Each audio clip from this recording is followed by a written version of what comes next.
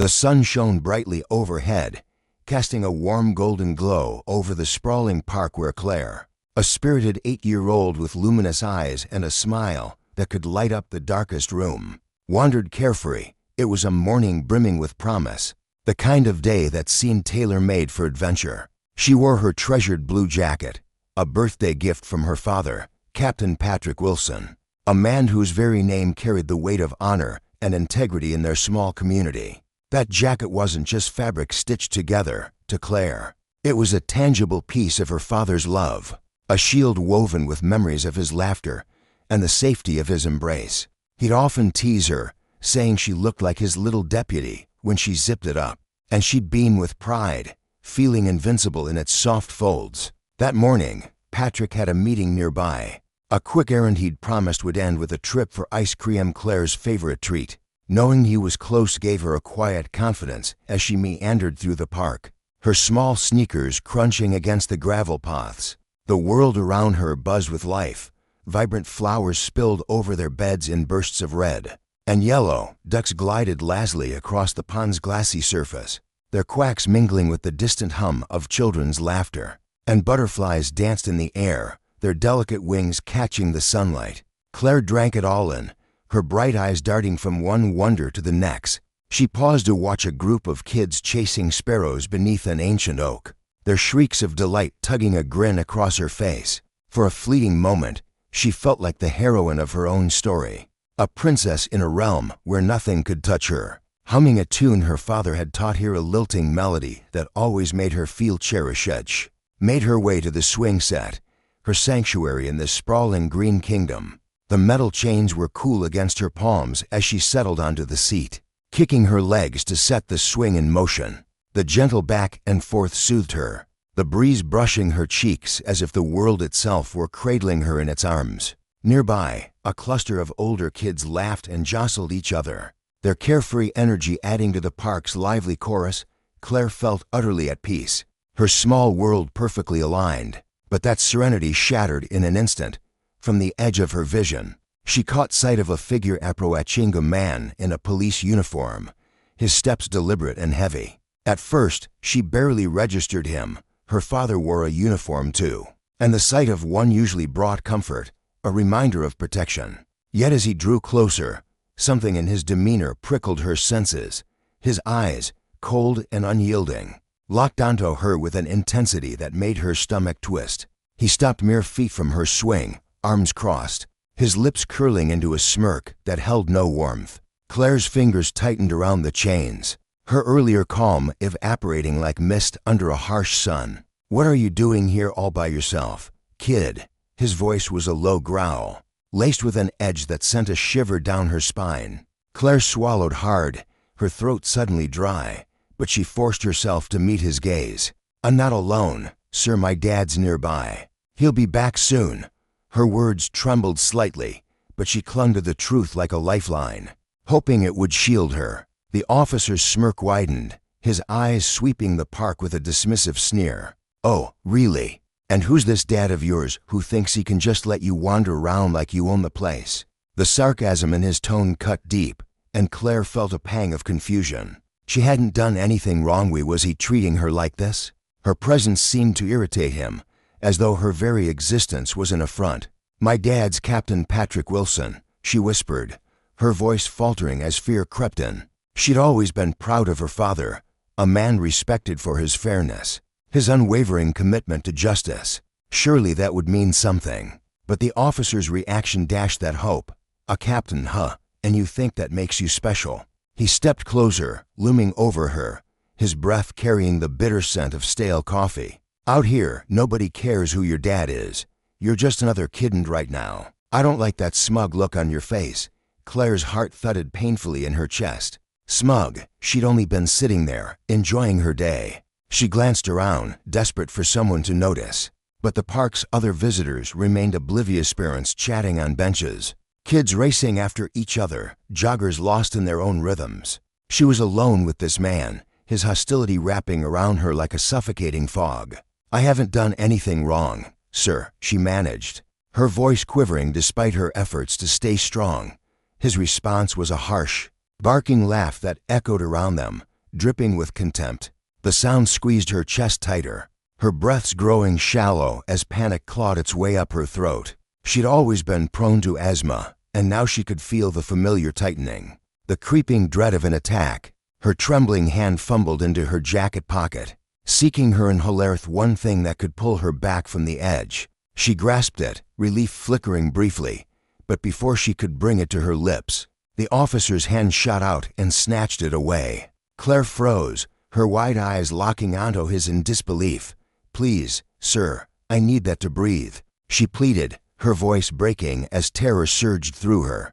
But her desperation only fueled his cruelty. He dangled the inhaler above her, just out of reach, his laughter sharp and merciless. "Oh, you think you need this? Maybe you should learn some respect instead of acting like a little princess. Because your dad's a cop." His eyes glinted with a sick satisfaction, as if her fear was a prize he'd won.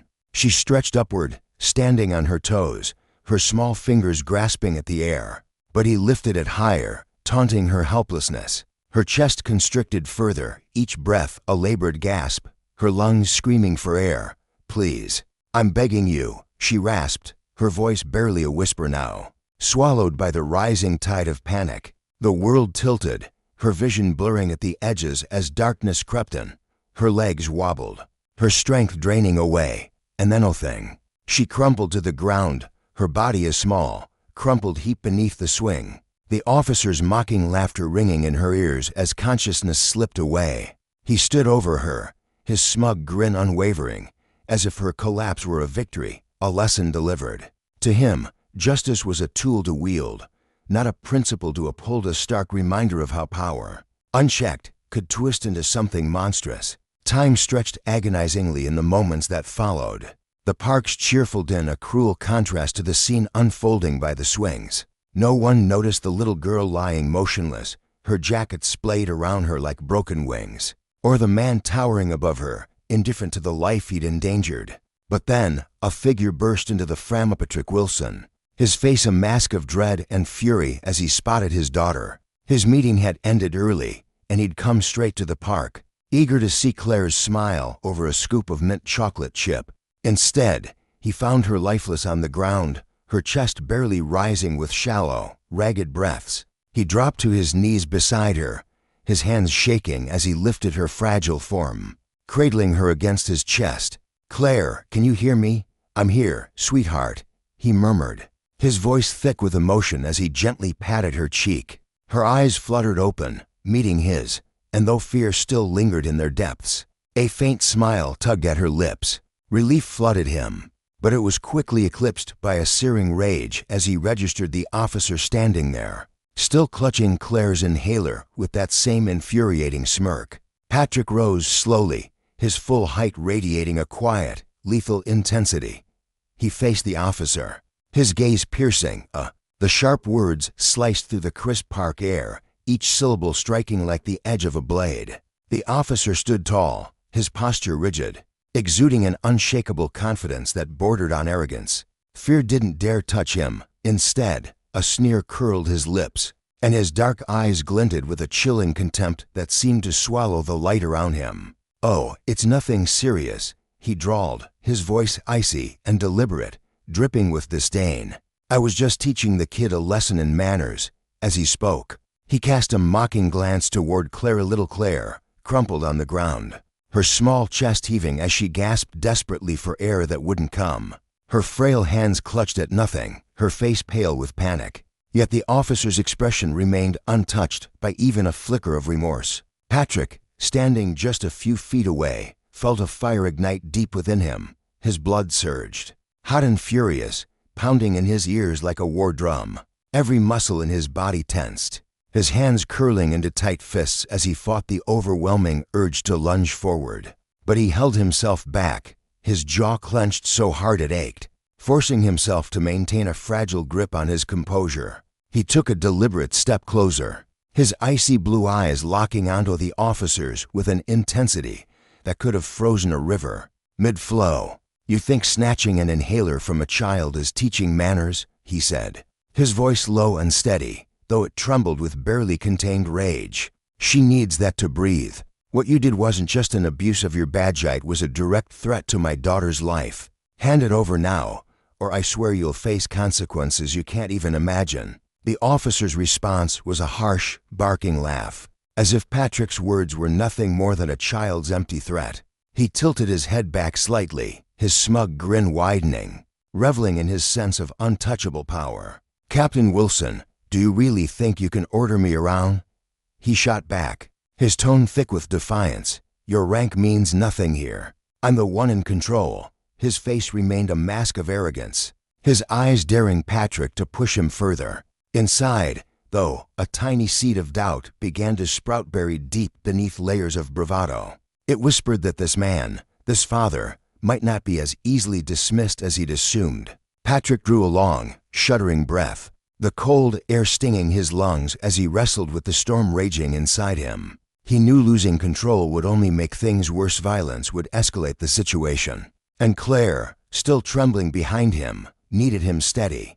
But the thought of this man, this supposed guardian of the law, using his authority to torment his daughter, it gnawed at him, a raw, primal ache that fueled his resolve. "My rank isn't the point," he said, his voice quieter now but no less firm. Each word weighted with conviction.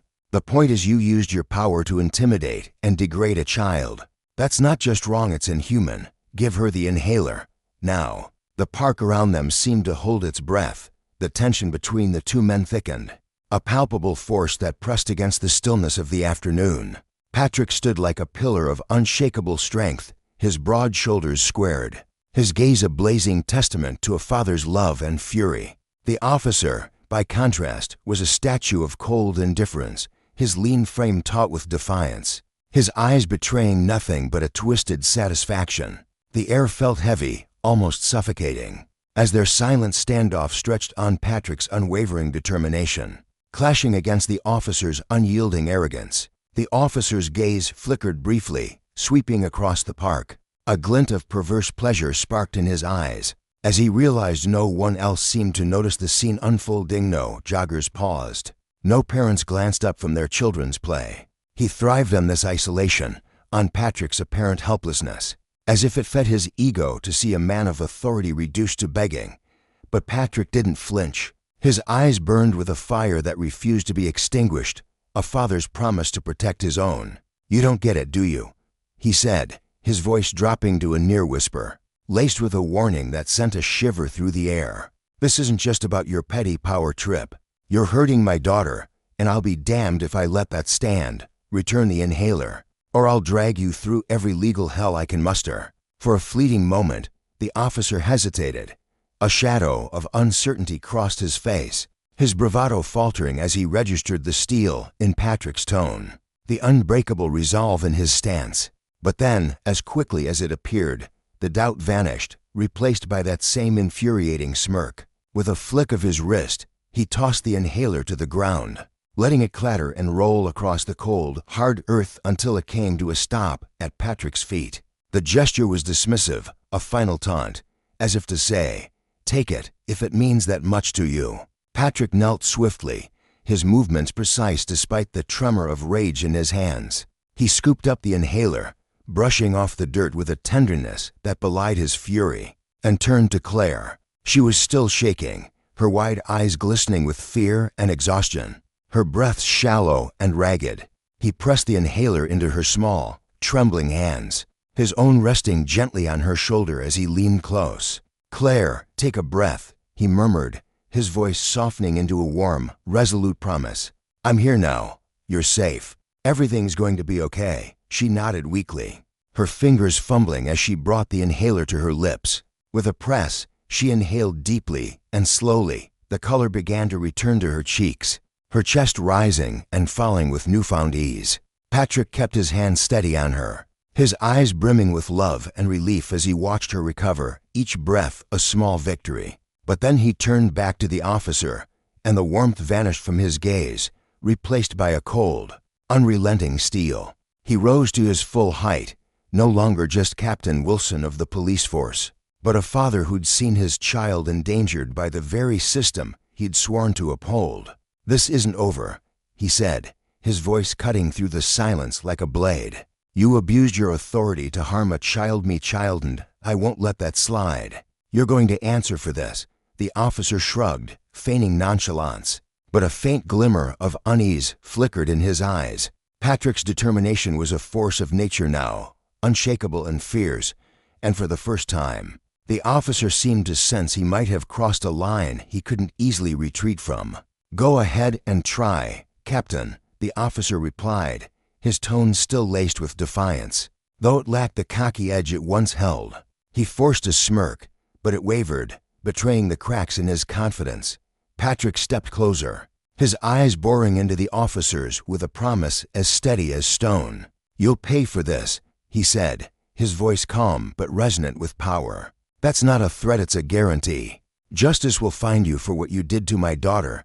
The air grew stifling, pressing down on them both as the officer shifted uncomfortably, his bravado beginning to crumble under the weight of Patrick's resolve. Unbeknownst to either man, their clash hadn't gone unnoticed. From a distance, Michael, a middle-aged man with salt and pepper hair and a quiet demeanor, watched the entire ordeal unfold. He'd been strolling through the park with his scruffy terrier, Max, enjoying the crisp March air, when he'd first spotted the officer approaching Claire. At first, Michael assumed it was routine, a lost child, perhaps, or a minor scolding. But then he saw the officer's posture shift, his movements sharp and aggressive, and Michael's gut twisted with unease. When the officer snatched the inhaler from Claire's trembling hands and sneered as she collapsed, clutching at her throat, Michael's stomach churned with a father's instinctive outrage. He had two daughters of his own, and the sight of this girl, small, vulnerable, and defenseless, stirred a protective fury he couldn't ignore.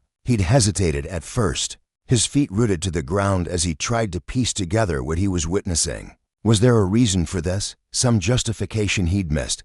But as Claire crumpled, her tiny frame hitting the dirt, and Patrick rushed to her side, Michael's hesitation evaporated. This wasn't discipline or order, it was cruelty, plain and simple. His hands moved before his mind caught up, fumbling in his coat pocket for his phone.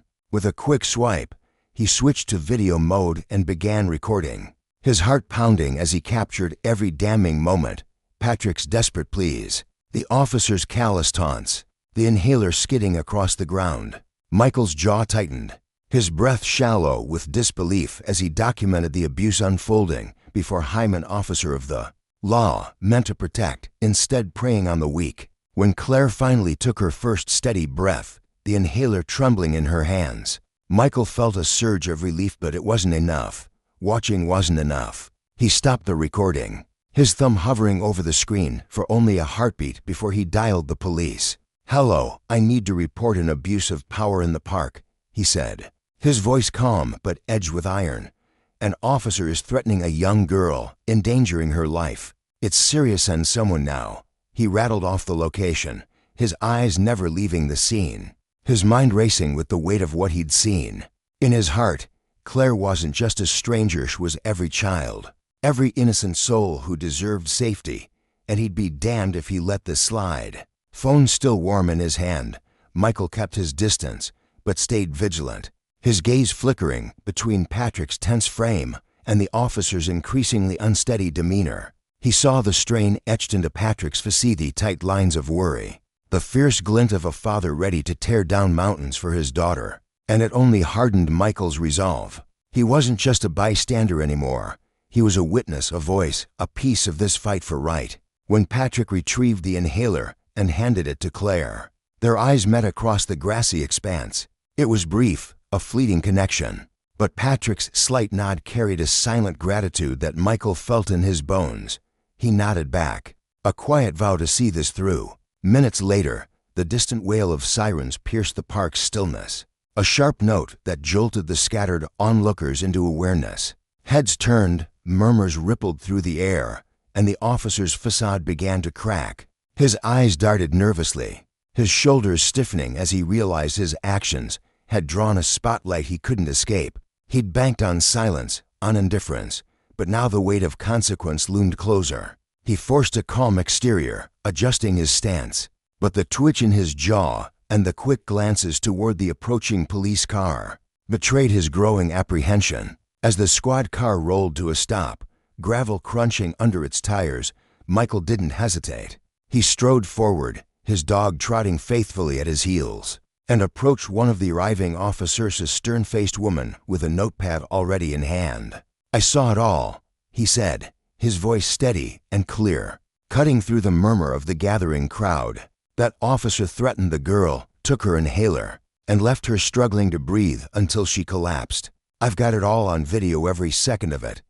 He handed over his phone, his grip firm, his eyes unwavering as the officer took it and began watching. Her expression darkened with each frame, her lips pressing into a thin line as the footage laid bare the offending officer's cold, calculated cruelty. Michael didn't stop there.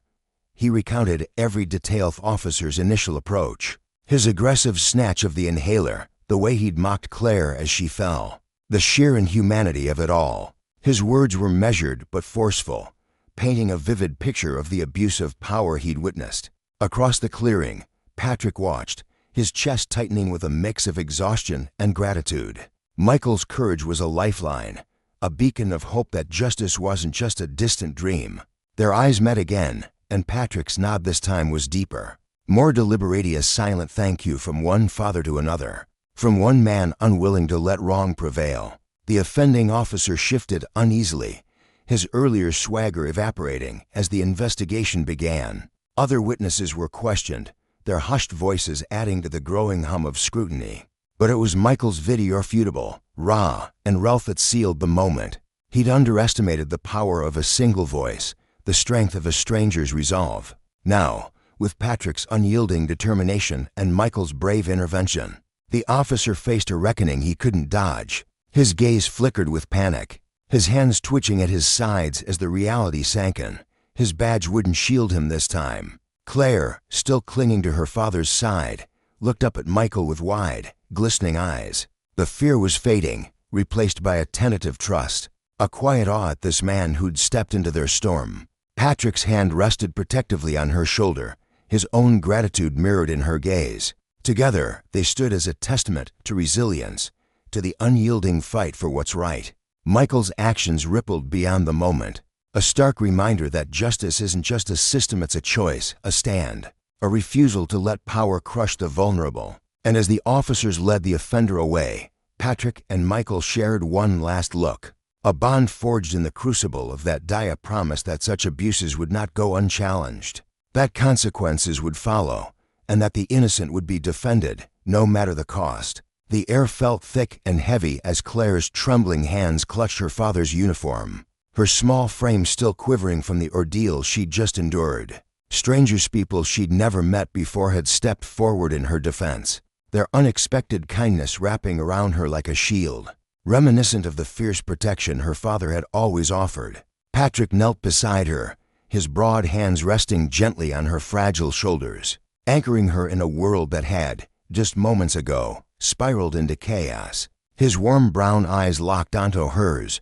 searching the depths of her fear-stricken gaze. A soft smile curved his lips, a quiet promise of safety amidst the storm. "I'm here now, Claire," he murmured, his voice a steady bomb laced with love and unwavering resolve. "No one can scare you anymore." To Patrick, the world had shrunk to this singular momentous daughter, his heart trembling in his arms. Every fiber of his being screamed to erase the terror she'd faced, to ensure she'd never again feel so small and helpless. Across the scene, the offending officer shuffled toward the police car, his wrists bound by the cold bite of handcuffs. Each step he took was slow and deliberate, as though the ground itself resisted him, dragging him down under the weight of his shame. His head hung low, chin nearly brushing his chest, unable to bear the piercing stares that followed him. Once, he'd strutted with a smug, icy confidence, his taunts slicing through the air as he'd loomed over Claire. Now, that arrogance had crumbled, replaced by a suffocating mix of fear and regret that clawed at his insides. The eyes of the crowd bore into Himmel's steely glare, Patrick's burning fury, and, most damningly, the disappointed scowls of his fellow officers, men and women he'd once laughed with over coffee in the break room. They weren't just colleagues anymore, they were witnesses to his fall. His boots scuffed the pavement, the sound echoing in his ears like a funeral march. each step a reminder of the life he'd torched with one reckless act. As he slid into the back seat of the squad car, he stole a glance out the grimy window, his reflection a ghostly blur against the glass. Memories flickered, years of service, commendations pinned to his chest, late nights chasing down ledsel of it now etched in his mind. The consequences loomed large, not just the legal reckoning, but the gnawing guilt that would shadow him forever. Justice, he realized too late, wasn't just a word, it was a force, and he'd invited its wrath. Inside the car, the silence pressed against him, broken only by the low hum of the engine as it pulled away. He slumped against the seat, his breath shallow, each second stretching into an eternity. He'd abused his power in a fleeting moment of cruelty, and now everything disbadged his honor. His future slipped through his fingers like sand. The faces of his wife and kids flashed before him, their trusting smiles twisting into something pained and confused. How would he explain this? How could he face them when he couldn't even face himself? The weight of his actions settled into his bones, a burden he'd carry long after the courtroom gavel fell. Back at the scene, Patrick's focus remained solely on Claire. She pressed herself into his chest, her arms wrapping around him as if he were her fortress against the world. "Dad, I was so scared," she whispered, her voice fragile, caught somewhere between a sob and a sigh. Her wide eyes, still glistening with unshed tears, searched his face for reassurance. Patrick tightened his hold, his calloused fingers threading gently through her tangled hair, smoothing it down as if he could erase the memory of her gasps for air. "You don't have to be afraid anymore, Claire," he said, his tone calm but edged with steel. "I'm here, and no one can hurt you when I'm by your side." He pulled back just enough to meet her gaze, his expression softening. "You were so brave, you know that. I'm proud of you for facing this." Claire blinked up at him, and in that instant, she felt a spark of his strength seep into hero quiet, unshakable force that came from the man she'd always seen as invincible. Patrick's love radiated from him, a beacon cutting through the fog of her fear, and slowly, her racing heart began to steady. He brushed a thumb across her cheek, wiping away a stray tear, his eyes tracing the faint scratches on her hands to knee marks that felt like daggers to his soul. They were minor, barely more than scrapes, but to Patrick, each one was a testament to her suffering, a silent accusation of his failure to shield her sooner. His chest ached as he replayed the moment she'd struggled to breathe, her small body heaving while he'd been powerless to stop it. "You did so well, sweetheart," he said, his voice thick with emotion. "I'm so proud of you. And don't worry, this isn't over. I'll make sure justice is served." Claire's grip tightened on his hand, her fingers curling around his as if letting go might unravel the safety he'd woven around her. In his arms, the terror that had gripped her began to loosen its hold, replaced by rasp, by a father's love and a child's trust, a bond that no amount of darkness could break. The bystanders lingered, their faces a mix of relief and awe as they watched Patrick cradle Claire. A grizzled older officer, Tom, who'd seen too many ugly days on the job, felt a lump rise in his throat. He'd always respected Patrick, but this was something deeper. The way Patrick held his daughter, fierce yet tender, stirred something in him, a reminder of why he'd joined the force all those years ago. Beside him, a young rookie, Sarah, wiped her eyes discreetly, struck by the raw humanity of it all. To them, Patrick wasn't just a cop anymore. He was a father who'd stared down a nightmare in one. Their quiet nods and murmured words of support formed an unspoken circle of solidarity. Around the pair, a testament to the power of standing up for what's right. Patrick's voice softened as he shifted gears, pulling Claire out of the shadows with memories of brighter days. "Do you remember the first time we came to this park? Claire, you were so tiny, but you lit up when you saw those ducks in the pond. You begged me to let you jump in and swim with them." A grin tugged at his lips, and Claire's face brightened, a small laugh bubbling up as she pictured her younger self, fearless and free. "I was so sure you'd do it, too," he teased, and her smile widened, the fear fading like mist under the sun. Patrick's heart lifted at the sight proof she was coming back to herself, piece by piece. As the crowd thinned, Patrick kissed Claire's forehead, his pride and love shining in his eyes. "You're so brave, my girl. I'll always be here for you no matter what." "You'll never have to be afraid again." She nodded, her trust in him absolute, a lifeline she'd cling to through anything. They sat there, hand in hand, the world fading to a hum around them, wrapped in a quiet promise that he'd never let her go. Later, after settling Claire with her mother, Patrick stormed back to the station, his jaw set and his mind ablaze. This wasn't just about his daughter anymore, it was about every soul crushed under the boot of unchecked power. The image of Claire's pale face, her desperate gasps, fueled him as he strode through the doors, his presence a thunderclap that turned heads. Colleagues parted like waves, sensing the fury rolling off him in waves. Patrick didn't waste time and demanded a meeting with the brass, slamming a USB drive onto the table, the video evidence of the officer's cruelty glinting under the fluorescent lights. His voice was ice as he laid it out, every detail sharp and unsparing. The room tensed, the senior officials shifting uncomfortably as the footage played, each frame a nail in the coffin of their silence. One leader, a weary man with thinning hair, tried to deflect. "Captain Wilson, we get it. But think about the department's reputation. If this goes public, trust could erode overnight." Patrick's gaze hardened, cutting through the excuse like a blade. "Sir, it's ignoring this that kills trust. We're here to protect, not to coddle cowards who abuse their power." Silence fell, heavy and absolute. He knew the fight ahead would be brutal, a war against a system that too often shielded its own. But as he pictured Claire's face, her small hand in his, Patrick knew he'd burn it all down if it meant justice prevailed. Power without accountability was a poison, and he'd be damned if it touched his daughter or any O'Negan. The air in the room felt thick with tension, the kind that presses against your chest and makes every breath a conscious effort. Patrick stood at the edge of the dimly lit meeting space, his jaw tight, his hands clenched into fists at his sides. A senior officer leaned forward, skepticism etched into the lines of his weathered face. "You sure this is the right path, Patrick? You ready to throw your whole career away over this?" His voice carried a weight of doubt, a challenge wrapped in concern. Patrick didn't flinch. His response came low and steady, like the rumble of distant thunder promising a storm. "If it's a choice between my career and justice, there's no question he'll pick justice every time. That child that officer threatened, she's my daughter, Claire." I can still see the fear in her eyes, the way her little hands trembled when she told me what happened. I'll never forgive anyone who dares to rip away her sense of safety, who makes her feel small and powerless, and I'll be damned if I let anyone else suffer the same way. His words sliced through the room, sharp and unyielding, a father's love fused with a warrior's resolve. The silence that followed was heavy, but it didn't last. His voice had struck a chord, reverberating like a bell tolling for truth. A few of the leaders shifted in their seats, their expressions softening as they met his gaze. They saw it then. Patrick wasn't just a cop with a badge and a gun. He was a man of iron principles, a father who'd go to war for his child. And in that moment, they realized something deeper.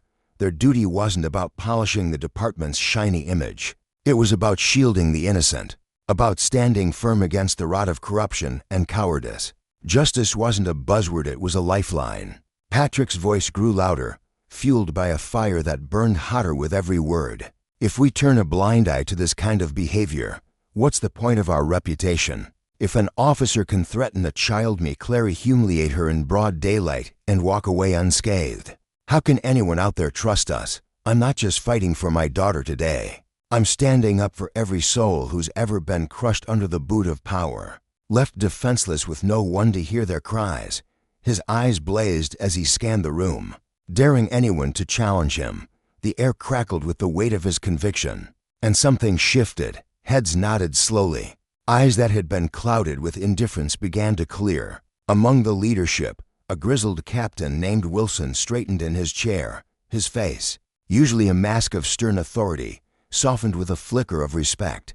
"He's right," Wilson said, his voice gravelly but firm. "We can't let this slide.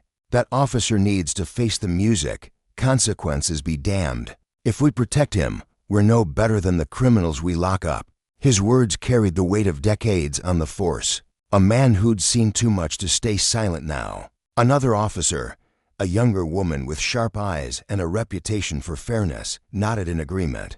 her lips pressed into a thin line of determination. The room was turning, slowly but surely, toward Patrick's cause. Emboldened by the growing support, Patrick stood taller, his broad shoulders squared against the world. "I'm calling for an official investigation," he declared. "We need to dig into this in very detail, every witness, and we can't hide it. The department has to show its cards, prove we're serious about fairness and accountability. Anything less, and we're just a bunch of hypocrites in uniforms." His proposal hung in the air, a gauntlet thrown down before them all. For a moment, no one spoke. Then, a senior leader, a weary man with graying hair and a reputation for pragmatism, leaned forward. "All right, Patrick," he said, his tone measured but decisive. "We'll launch the investigation. We'll review the officer's actions and make sure discipline sticks. You've got my word." The meeting dissolved into murmurs of agreement, a fragile but real commitment taking root. Patrick stepped out into the hallway, the tension in his chest easing just a fraction. He wasn't naive. This was only the first step, a skirmish in a war that would demand everything he had. As he walked toward his office, colleagues approached him, their faces alight with something rare in their line of work: solidarity. A burly sergeant clapped him on the shoulder, his grip firm and reassuring. "You did the right thing, Pat. Takes guts to stand up like that. Not everyone's got it in them." Another, a rookie with wide eyes and a nervous smile, added, "I'd have done the same for my kid." "You're not alone in this." Patrick managed a small, grateful smile, the warmth of their support seeping into his bones. He felt the steel in his spine harden. This wasn't just about Claire anymore. It was about the badge he wore, the oath he'd taken. He'd see it through, no matter the cost. Back at his desk, Patrick pulled out a stack of files, his fingers tracing the edges of the pages as he began mapping out the investigation. The road ahead loomed dark and treacherous, pushed from higher-ups, whispers of retaliation, the endless grind of bureaucracy. But he was ready. This wasn't just a case. It was a mission, a vow etched into his soul, to hold that officer accountable, to scrub the stain of abuse from the department's honor, to ensure that justice wasn't just a word, but a shield for the vulnerable. Meanwhile, Claire's story rippled outward. A pebble dropped into a still pond that sent waves crashing far beyond their quiet city. Word spread like wildfire, first through hushed conversations in coffee shops and schoolyards, then exploding across the nation. People heard how a uniformed officer had loomed over a little girl, his voice dripping with menace, stripping away her innocence in a single, cruel moment. They pictured Claire's tear-streaked face, her small frame dwarfed by her father's protective embrace, and rage ignited in their hearts. On social media, a grainy photo of Patrick cradling Claire after the incident went viral, her wide eyes glistening with unshed tears. Hashtags sprang up like Battlecrease Justice Forkel, Unity against Abays, Safety Forked stringed within hours as strangers poured out their fury and grief. In the city's neighborhoods, the groundswell grew, from the cracked sidewalks of residential streets to the gleaming glass towers downtown. People gathered. Teachers paused lessons to discuss it with their students. Office workers debated it over lukewarm coffee. In a small church on the edge of town, a group of mothers knelt in prayer for Claire's healing, their voices trembling with emotion. Volunteers, retirees with creaky knees, college kids with boundless energy banded together, hammering out flyers and organizing rallies. Soon, protests erupted, spilling into Central Square and climbing the steps of the police headquarters. Crowds swelled, their signs held high: "Justice for Claire. Protect kids, not power. Cops should shield, not scare." The chants rolled through the streets, a thunderous chorus of defiance and hope. Patrick felt the pull of it all. He couldn't shield Claire from the storm. She deserved to see it, to feel it. One crisp afternoon, he took her hand, her fingers small and warm in his calloused grip, and led her to the biggest protest yet. The square stretched out before them, a sea of faces under a gray sky, every pair of eyes burning with purpose. Claire's breath caught as she took it in. Hundreds, maybe thousands, all there for her. Signs bobbed above the crowd, some scrawled in marker by shaky hands, others printed bold and bright. People turned as they approached, recognition dawning. "That's her," someone whispered, and the chant began. "Justice for Claire." It rose like a tide.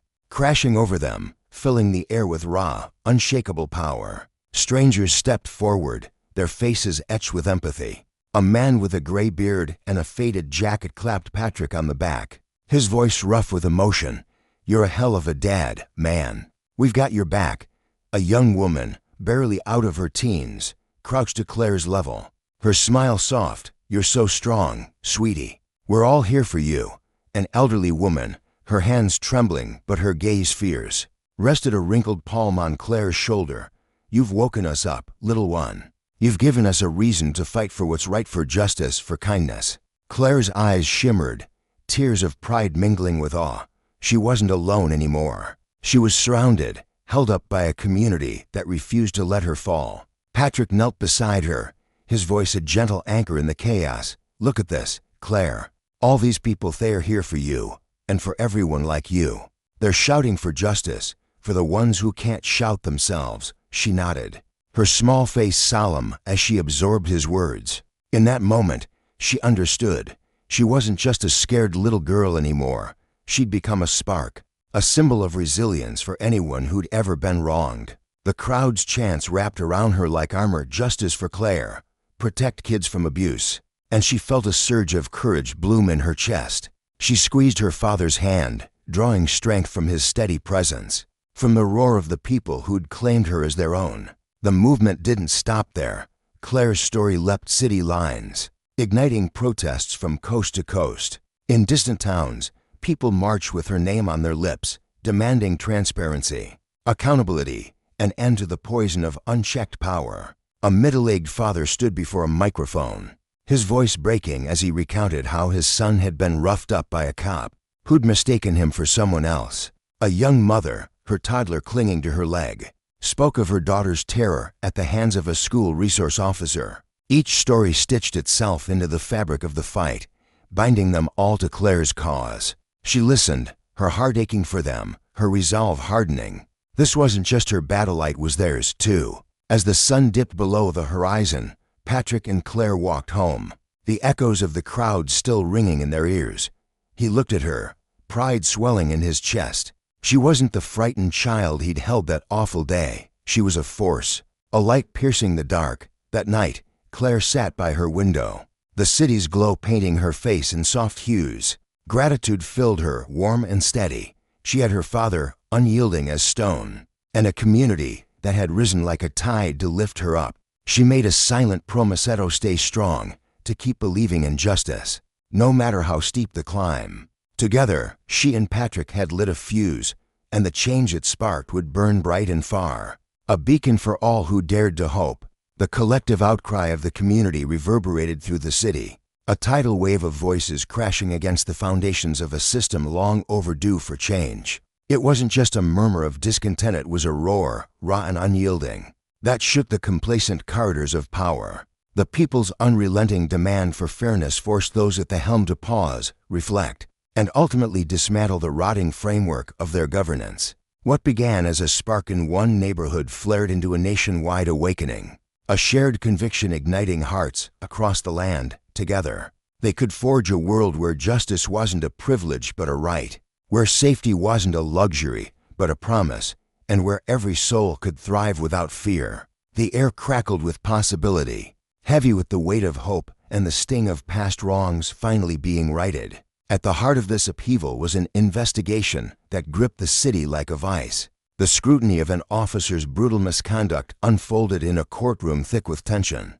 every moment taut with anticipation. For Claire, a young girl whose world had been upended by cruelty, and her father Patrick, a man of quiet strength and boundless compassion, those days stretched endlessly, each one a grueling test of endurance. Patrick's heart ached as he sat beside his daughter, his broad shoulders hunched under the burden of her pain. He was a father who had always seen Claire's bright, gentle girl as the embodiment of everything good in his life. To watch her suffer at the hands of someone meant to protect her, in the very city he'd once trusted with her safety, carved a wound deep into his soul. Anger simmered beneath his calm exterior, a molten fury at the injustice inflicted on his child. Yet, amidst the hurt, a fierce resolve took root. Would be her rock, her shield, unwavering in his love as they faced this storm together. The hearings were a battlefield of emotions. Patrick sat close to Claire, his calloused hand enveloping hers in a grip that spoke volumes. Here, I've got you. His eyes, sharp and unyielding, tracked every syllable of testimony, every flicker of movement in the room. He was her anchor, whispering words of comfort when her breaths grew shallow, offering a steady gaze when her courage faltered. Each new piece of evidence, a grainy video footage, trembling voices of witness, tightened the knot in Claire's chest. Patrick could see it, the way her brow furrowed, the way her lips pressed into a thin line of anxiety. But beneath that tension burned something else, something fierce and unbroken. In her wide, determined eyes, he glimpsed a strength he hadn't fully recognized before, a resilience forged in the fire of this ordeal. His little girl was growing into a force of her own, and though it pained him that suffering had been her teacher, pride swelled in his chest like a quiet tide. Across the room, the officer who had tormented Claire squirmed under the mounting weight of truth. At first, he'd been smug, cloaked in the arrogance of unchecked power. He'd dismissed here a young black girl, frail and pleading as insignificant, certain her voice would be drowned out by the system that had always propped him up. Her family, he'd thought, lacked the clout to challenge him. But as the evidence piled high, undeniable footage of his cruelty, the steady cadence of witnesses recounting his malicious confidence crumbled. Fear crept into his gut, cold and relentless, as he realized the walls of his career were caving in. His badge, once a shield, now felt like a noose tightening with every honest word spoken against him. The man who had once strode through the city with swagger now shrank, exposed as a predator who'd preyed on the vulnerable. Justice, he began to understand, was no longer a distant concept, it was a reckoning. And it was coming for him. When the trial officially commenced, the courtroom swelled with a palpable gravity. The wooden benches creaked under the weight of onlookers, neighbors who'd known Patrick's warm handshake, colleagues who'd shared coffee with him on early shifts, friends who'd watched Claire grow, and strangers united by a hunger for righteousness. They filled the space with murmured prayers and held breaths, a tapestry of solidarity woven from shared outrage and hope. Claire sat beside her father, her small frame upright despite the storm of emotions swirling within her. Fear had once clawed at her heart, but now it was tempered by something stronger, certainty. She wasn't alone. Patrick's presence beside her was a fortress, his warm eyes catching hers with a nod that promised, "We'll get through this together." As the evidence unfurled, each damning clip, each measured statement, truth painted a vivid portrait of the officer's tyranny. Patrick's chest tightened with sorrow for the terror Claire had endured. But a fragile relief flickered too, a whisper that justice might finally prevail. He glanced at his daughter, her chin lifted, her gaze steady as she faced her abuser. Fear had no hold on her now, and he marveled at the courage blooming in her fragile frame. The verdict came like a thunderclap, shattering the tension that had gripped the room for weeks. The officer was found guilty of abusing his authority, guilty of inflicting deep emotional scars on an innocent soul. The judge's voice rang clear, each word a hammer striking the anvil of accountability. For Claire, it was more than a legal triumph, it was a reclamation of her spirit, a balm for the wounds she'd carried in silence. For the city, it was a clarion call, a lesson etched in the public conscience. Those entrusted with power must wield it with care, or face the consequences. The courtroom exhaled as one, a collective sigh of relief mingling with soft murmurs of gratitude. Claire turned to her father, her eyes shimmering with unshed tears and unspoken thanks. Patrick squeezed her hand, his silence brimming with love and pride. She hadn't just won a case, taken back her dignity, her faith in a world that could still be just. The officer stood motionless as the sentence fell upon him, his head bowed low, unable to meet the eyes that bore into him. Shame pressed down like a physical force, pinning him in place. The judge's words weren't just a punishment, they were a mirror, reflecting the ugliness of his actions. Regret gnawed at him, sharp and bitter, as he replayed the moment he'd ripped Claire's inhaler from her trembling hands. Her wide, frightened eyes had pleaded with him, her voice a fragile thread begging for mercy he'd coldly ignored. What had once been a fleeting power play now loomed as a haunting specter, a vivid reminder of the humanity he'd trampled. Why had he let arrogance blind him? Why had he assumed his uniform made him untouchable? The questions swirled, unanswered, as he shuffled from the room. The weight of contempt from every corner, former allies, citizens, even the air itself crushing him. He'd fallen from protector to pariah, a hollow shell of the man he'd once been, stripped of honor and left with nothing but the ashes of his pride. As the courtroom doors swung shut behind him, Claire and Patrick stepped into the light of a new beginning. The heaviness that had clung to Claire's heart lifted, replaced by a fragile but growing peace. She glanced at her father, his weathered face softening into a smile that spoke of unwavering pride. He'd been her constant, her safe harbor through the chaos, and now he saw her not just as his little girl, but as a young woman tempered by adversity. Hand in hand, they left the courthouse, the sun warm on their faces, their spirits buoyed by hope.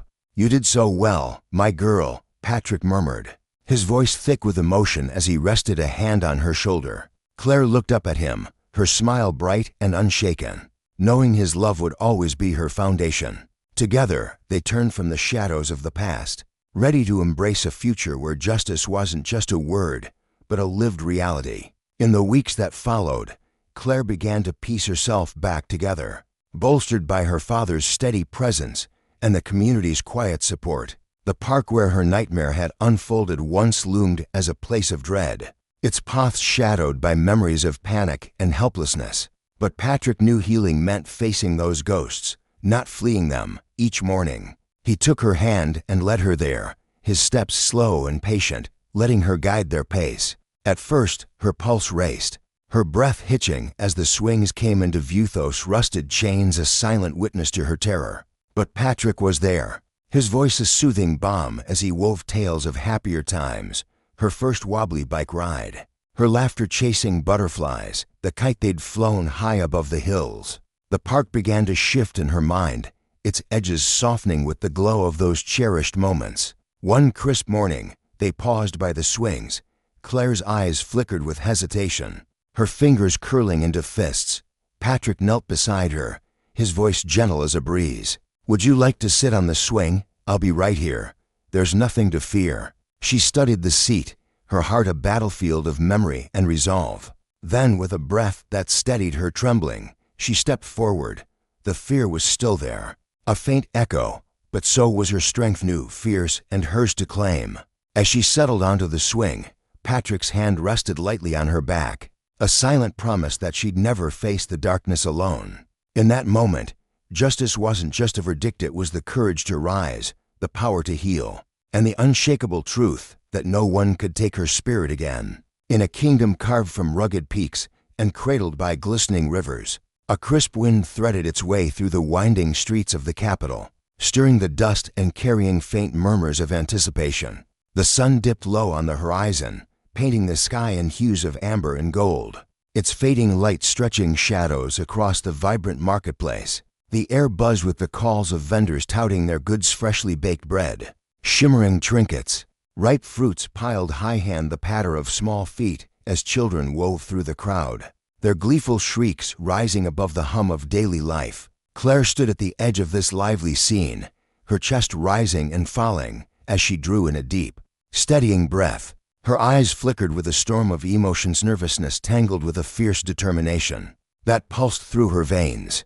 Beside her, Patrick, her father, offered a smile that radiated warmth and unshakable faith. It wasn't just a smile, it was a silent promise, a tether to the courage she felt blossoming within. He gave her a gentle nod, and together they began their slow trek toward the swing set at the park's heart, each step a quiet defiance against the weight of her past. With every stride, Claire's heartbeat thundered in her ears, not from dread, but from a resolve so fierce it seemed to hum in her bones. She could feel the eyes of the park-goers shift toward her, some curious, others knowing, but she kept her gaze fixed ahead. When she reached the swing, she hesitated for a fleeting moment, her fingers brushing the cold, weathered chains. Then, with a breath that felt like shedding an old skin, she lowered herself onto the seat, wrapping her hands tightly around the metal links. The sensation grounded her, tethering her to the present as Patrick took his place nearby, his broad shoulders squared with pride. Patrick's gaze softened as he watched his daughter, his heart swelling with a mix of joy and awe. To him, this wasn't just a child on a swing, it was Claire, his Claire, taking a monumental leap toward reclaiming her spirit. He remembered the nights she'd woken trembling, the days she'd flinched at shadows, the way fear had once clung to her like a second shadow. Now, as she gave the swing a tentative push, he saw that darkness begin to unravel. The breeze caught her hair, lifting it in playful strands as the swing arched gently through the air. And for the first time in too long, a flicker of peace settled over her features. For Claire, the motion was both a whisper of the past and a bold step into something new. The wind kissed her cheeks, cool and invigorating, stirring memories of simpler times, days when laughter had come easily. Before the world had cracked open and left her reeling, she closed her eyes, letting the rush of air wash over her, carrying away the jagged edges of pain that had lodged in her heart. Around her, the park thrummed with life, the distant squeals of children, the rustle of leaves, the rhythmic creak of the swing's chains. It was as if the world itself leaned in, wrapping her in an embrace that promised healing. Patrick stood rooted to the spot, his chest tight with emotion as he watched Claire sway back and forth. His mind drifted to the countless battles they'd fought together, not just against her fears, but against the systems that had failed her. He'd seen her shrink under the weight of trauma, her small frame hunched as if to shield herself from invisible blows. Yet here she was, rising again, her spirit unfurling like a flower after a long winter. To him, she wasn't just his daughter, she was a beacon of resilience, a living testament to the strength that could emerge from broken places. The onlookers in the park couldn't tear their eyes away. There was Mrs. Harrow, a stout woman with silver-streaked hair, who paused mid-step, her basket of apples forgotten as she pressed a hand to her heart. She'd known Claire since she was a toddler, had watched her grow and then falter under the shadow of her ordeal. Now, seeing her swing with such quiet bravery, Mrs. Harrow's eyes misted over, and she clapped softly, her weathered hands trembling with pride. Beside her, young Thomas, a lanky boy who often lingered in the park sketching birds, set down his pencil and joined in, his applause a steady rhythm that carried across the grass. The sound grew, a gentle wave of support rippling through the crowd. A man in a patched coat tipped his hat, his weathered face breaking into a grin. A mother pushing a stroller paused to whisper words of encouragement to her own child, pointing at Claire as if to say, "See, she's stronger than her fears." The applause wasn't loud or ostentatious, it was a quiet hymn, a celebration of a girl who dared to face the ghosts that haunted her and reclaim a piece of her stolen peace. When Claire finally slowed the swing and stepped off, her legs wobbled for a moment before steadying. She turned to Patrick, her face alight with a pride so raw it nearly took his breath away. "I did it, Dad," she said, her voice trembling with a blend of exhilaration and disbelief. The words hung in the air, fragile yet powerful, and Patrick felt his throat tighten. He stepped forward, folding her into his arms, her small frame fitting perfectly against him as he murmured, "I knew you could, Claire. You're the strongest girl I know." His voice cracked, but he didn't. Every syllable was laced with the love and belief he'd poured into her, over years of quiet, steadfast support. From that day forward, Patrick made it his mission to guide Claire back to the places that had once been battlegrounds of memory. The park became their first victory, but there were others: the narrow street where she'd once frozen in panic, the bridge where she'd avoided looking down. Each visit was a small rebellion against the past, a brick laid in the foundation of her courage. Claire felt the shift deep within where dread had once coiled. There was now a flicker of strength, growing brighter with every step.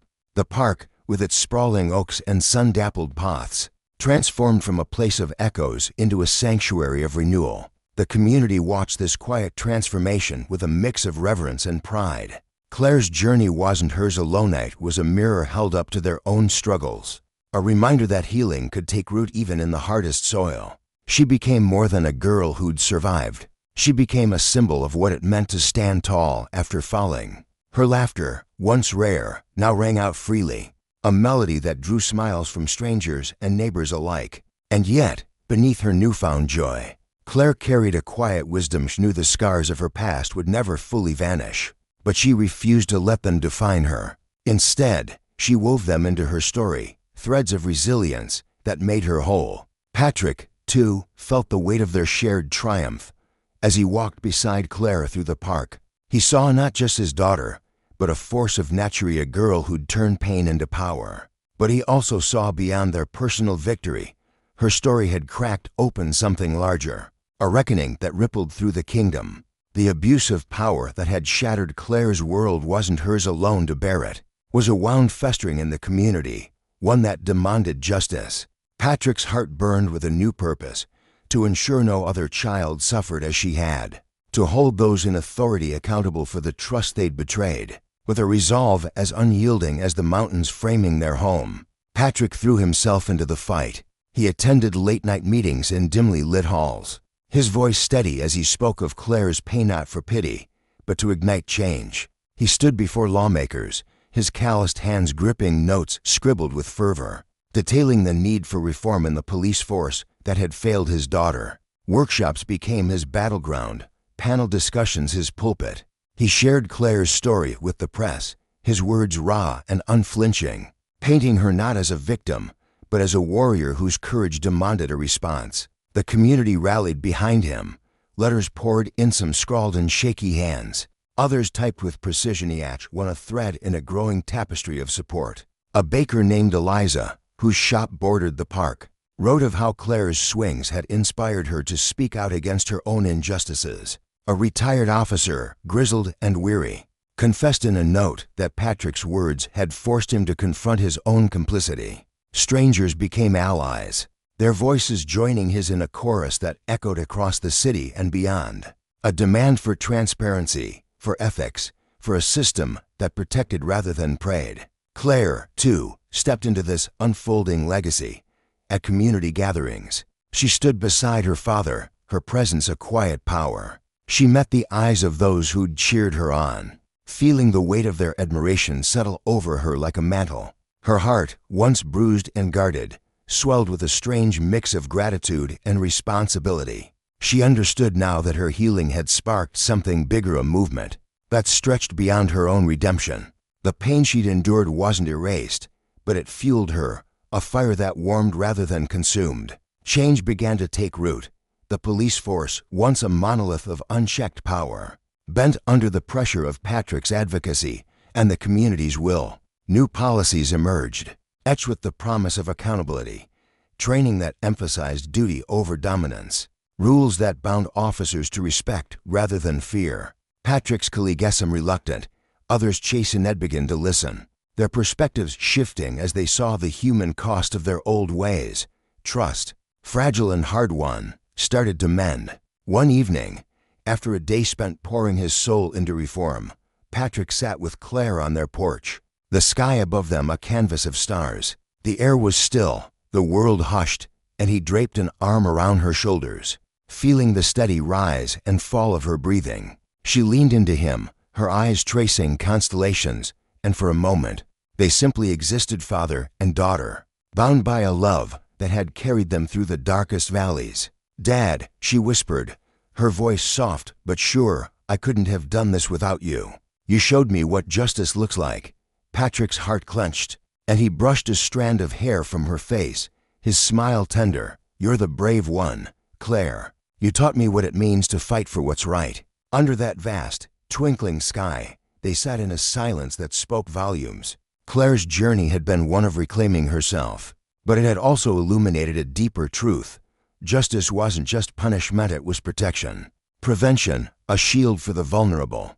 Patrick's battle had shown that power, when abused, crumbled under the weight of collective will. Together, they'd turned their pain into a promise, a world where no one else would suffer as they had. Claire gazed at the stars, their light a mirror to the hope now burning in her chest. She was no longer the girl who'd trembled. She was a force, a symbol, a daughter who'd found her footing beside a father who'd never wavered. And Patrick, holding her close, knew that every step of this fight, every tear, every triumph was worth it for moments like this. Their story wasn't just theirs anymore, it belonged to the kingdom, a testament to the enduring power of love, unity, and the unyielding pursuit of what was right. On a desolate stretch of highway, where the night swallowed the faint glow of distant stars, flashing lights sliced through the darkness like a jagged blade, Officer James Reeves, a man hardened by 2 decades of enforcing the law, eased his patrol car to a stop behind yet another vehicle. The hum of the engine faded into the stillness, leaving only the rhythmic pulse of his cruiser's red and blue lights bouncing off the asphalt. To him, it was just another routine traffic stop, nothing more than a fleeting interruption in the endless monotony of his shift. But as he stepped out into the cool air, boots crunching against the gravel shoulder, he had no inkling that this moment would unravel his life and ignite a firestorm that would sear itself into the nation's conscience. Reeves approached the driver's window with the clipped authority of someone who'd done this 1,000 times before. "License and registration," he snapped, his voice cutting through the quiet like a whip inside. The man fumbled with trembling hands, his fingers clumsy as they rifled through his wallet. The faint rustle of paper and the jittery way he avoided eye contact set off a familiar alarm in Reeves' mind, a prickling instinct honed by years of sizing up strangers. In the dead of night, the documents finally emerged, creased and slightly worn. But something about the man's nervous energy gnawed at the officer. He couldn't place it, but it was enough to make his pulse quicken. "Step out of the vehicle, sir," Reeves ordered, his tone leaving no room for negotiation. His right hand drifted instinctively to the holster at his hip, fingers brushing the cool metal of his service weapon, a subconscious reflex, born from too many unpredictable encounters. The driver hesitated, his reluctance palpable as he unbuckled his seatbelt with slow, deliberate movements. When he finally emerged, Reeves' flashlight swept over him, revealing a figure clad in an expensive suit that seemed absurdly out of place on this forgotten rural road. The fabric shimmered faintly under the beam, a stark contrast to the dust-coated surroundings, and Reeves' suspicions deepened. "Where you headed tonight?" he pressed, directing the light squarely into the man's face. The glare turned the driver's features into a shadowed mask, making it impossible to read the flicker of emotion in his eyes. "I'm on my way to meet some colleagues," the man replied, his voice steady despite the tension crackling between them. "Is there a problem, officer?" Reeves ignored the question entirely, his mind already racing ahead. "Mind if I search your vehicle?" he asked, though it wasn't really a question.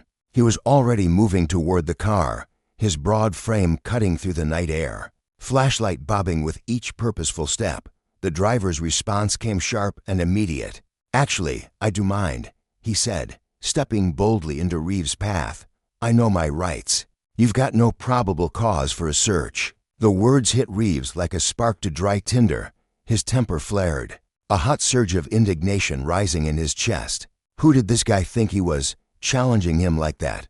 "Listen here," he growled, jabbing a thick finger into the man's sternum, hard enough to make him stagger back a step. "I've been doing this job for 20 years.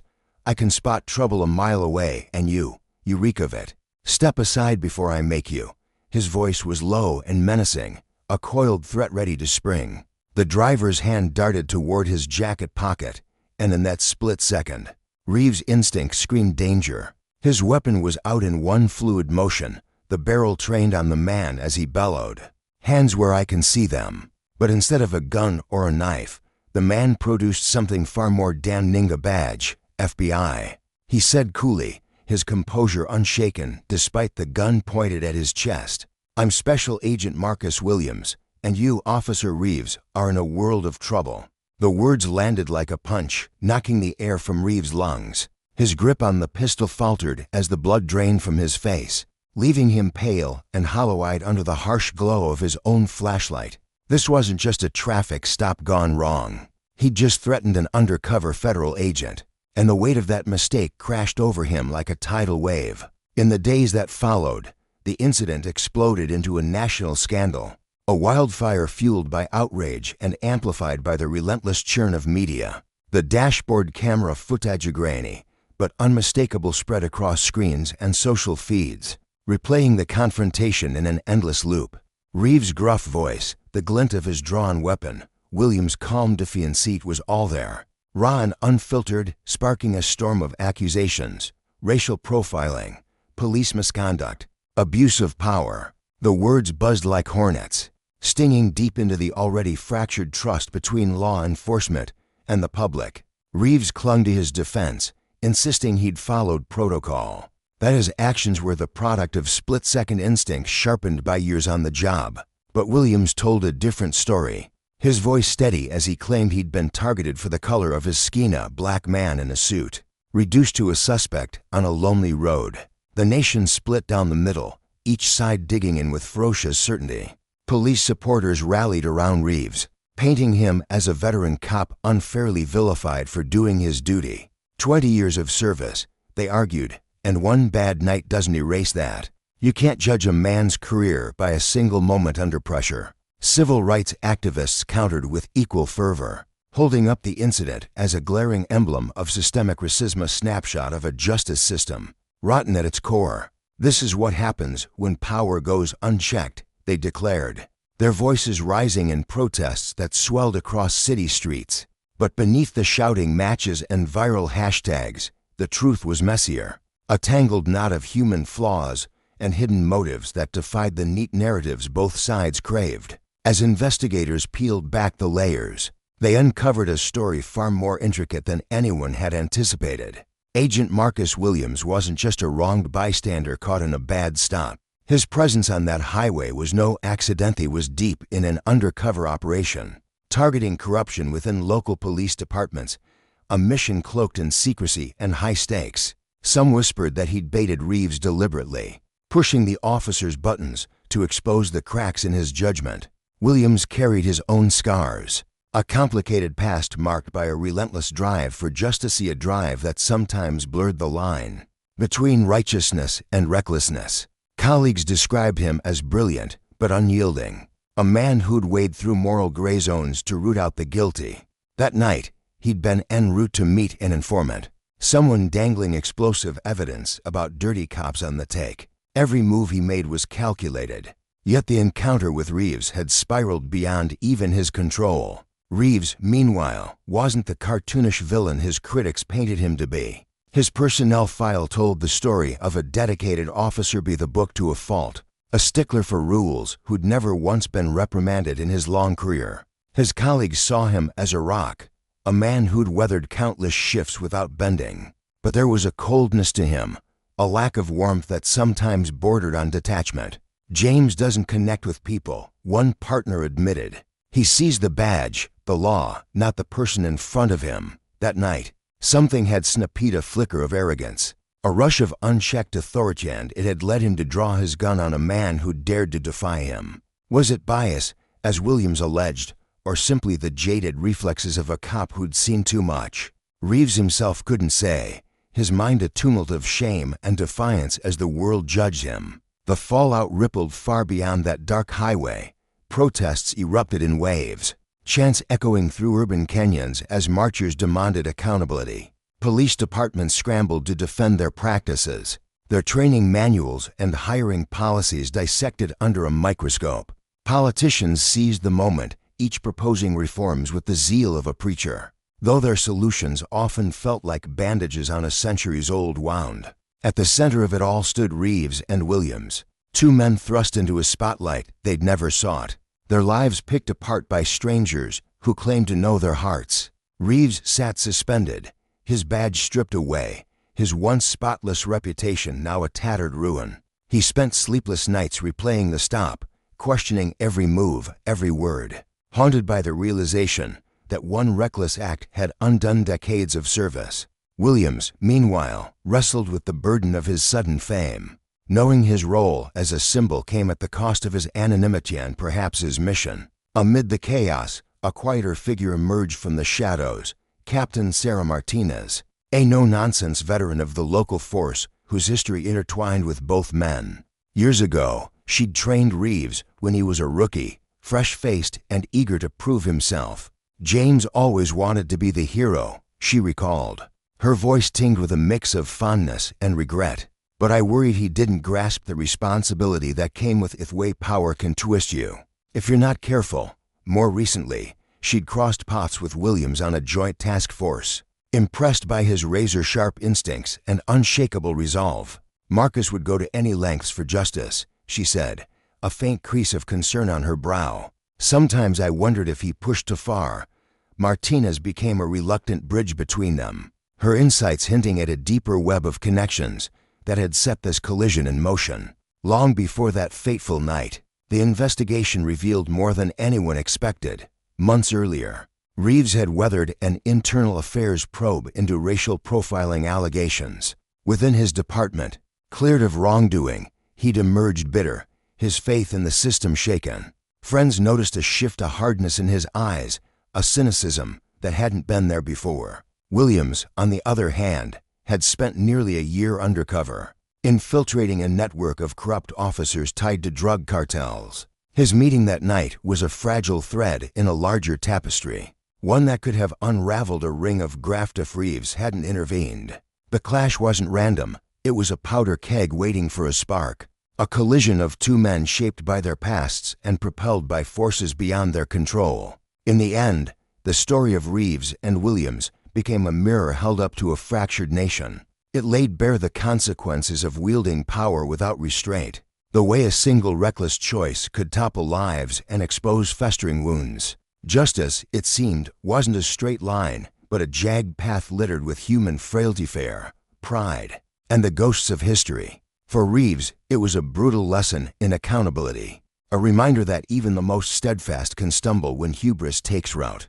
For Williams, it was a reckoning with the cost of his crusade, the realization that justice could demand a price steeper than he'd imagined. And for the rest of us, it was a call to look deeper, to question the systems we uphold and the biases we bury, knowing that true change begins only when we dare to face the uncomfortable truth. As the nation watched, breathless, the echoes of that lonely highway lingered, a haunting testament to the fragility of order and the enduring quest for what is right. As whispers of damning evidence against senior police officials began to surface, the mood in the city shifted like a storm gathering on the horizon. What had once seemed a straightforward tale of racial profiling, a routine traffic stop, spiraling into chaos, now unraveled into something far murkier, layered with secrets and shadows. The public, once quick to judge, found their certainty eroding. Some whispered that Officer Daniel Reeves, the man at the center of it all, might not be the villain he'd been painted as. Could he have been a pawn, deliberately framed to wear the mask of a prejudiced cop, all to serve some hidden agenda?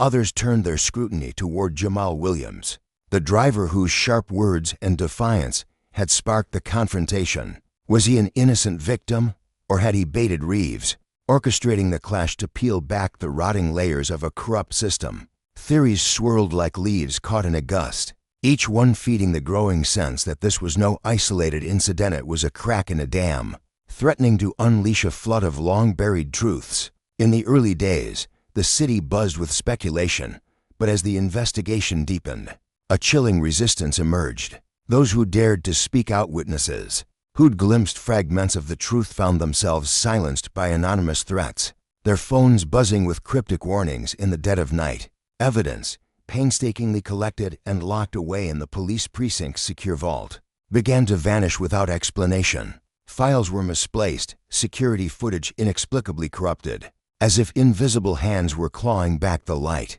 Reeves and Williams, once on opposite sides of that fateful encounter, now found themselves ensnared in the same relentless spotlight. Every decision they'd ever made, every casual acquaintance from years past, was dragged into the open, dissected by a public hungry for heroes or scapegoats. The weight of it all pressed down on them, each man wrestling with his own demons as the city watched, waiting for them to break. For Reeves, the pressure carved a hollow space where his life once stood. Suspended from the force he'd served for over a decade, he faced the looming specter of criminal charges. He retreated into his modest suburban home, the blinds drawn tight against the world outside. His wife, Sarah, watched him unravel with a quiet ache in her chest. Once a man of action, quick with a laugh and a steady hand, he now sat motionless for hours, staring at the peeling paint on the living room wall. Other times, he hunched over his laptop, replaying grainy dashcam footage of that night, Williams' taunting voice, his own sharp reader searching for some overlooked detail that might rewrite the narrative and pull him from the abyss. Sarah would linger in the doorway, her heart twisting as she saw the man she loved reduced to a ghost. Trapped in a loop of guilt and desperation, she wondered if he'd ever find his way back to her. or if the system he'd trusted had already claimed him. Williams, meanwhile, grappled with a different kind of torment. For months, he'd thrived in the shadows as an undercover operative, building a fragile web of informants to root out corruption in the city's underbelly. Now, thrust into the harsh glare of public scrutiny, he felt like a tightrope walker teetering above a void. Every press conference was a minefield, every word a potential detonation that could unravel years of careful work. He'd sit in his cramped apartment late at night, the blinds cracked just enough to let slivers of streetlights spill across the floor. His mind racing. Duty pulled him toward the investigation, couldn't abandon the truth now. Not when he was so close, but fear gnawed at him, too. His informants, men and women who'd trusted him with their lives, were vulnerable. One slip, one careless revelation, and their blood would be on his hands. The weight of that responsibility pressed against his ribs, making every breath feel like a battle. As the weeks dragged on, new voices rose from the chaos, each adding fuel to the fire. Amelia Diaz, a fierce civil rights attorney with a reputation for taking on lost causes, stepped into the fray. She took up Williams' case without hesitation, offering her services free of charge. Standing on the courthouse steps, her voice cut through the clamor of the crowd, supporters waving signs, detractors shouting insults as she condemned what she called a sickening pattern of systemic racism and unchecked power within the police department. Her dark eyes blazed with conviction, her words weaving a vivid tapestry of injustice that drew cheers and jeers in equal measure. She wasn't just fighting for Williams. She saw this as a chance to dismantle a machine that had crushed too many lives under its wheels. Her passion was infectious, but it also painted a target on her back, one she wore with defiant pride. On the other side of the battlefield stood Frank O'Malley, a grizzled police union rep with a voice like gravel and a loyalty to his officers that ran bone deep. He became Reeves' staunchest defender, a bulldog in a cheap suit who faced down reporters with unwavering resolve. "We ask these men to make life or death calls in the blink of an eye," he'd growl, his hands clenched into fists, "and then we hang them out to dry when they're not flawless." Reeves isn't a monster, he's a cop caught in a storm he didn't create. O'Malley believed in Reeves, saw him as a brother sacrificed to appease a mob crying for political correctness. But beneath his bluster, doubt flickered. Late at night, nursing a whiskey in his cluttered apartment, he'd replay the case in his mind, wondering if the department he'd served for 30 years was hiding rot he'd been too blinder, too stubborn to see. The story soon exploded beyond the city's borders, seizing the attention of national news networks. Pundits in sleek studios dissected every twist, their voices rising over one another as they spun the case into a symbol. To some, it was a clarion call for police reform, a chance to finally confront the flaws festering in law enforcement. To others, it was a fabricated circus, a weapon wielded by activists to smear good officers and score political points. Lost in the cacophony were the people at the heart of its ordinary lives torn apart by the unrelenting spotlight. Reeves' teenage daughter, Emily, trudged to school each day with her head bowed, her once bright spirit dimmed by cruel taunts.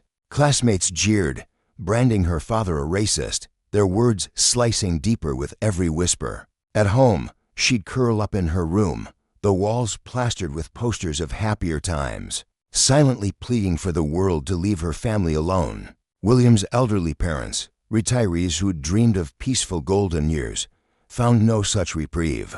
Reporters camped outside their tidy bungalow, their relentless questions shattering the quiet they'd earned. His mother, Grace, would stand at the kitchen sink, her frail hands trembling as she washed the same dish over and over, her eyes darting to the windows where shadows lurked. His father, Henry, a man of few words, took to sitting on the porch with a shotgun across his lap, not to fire, but to warn.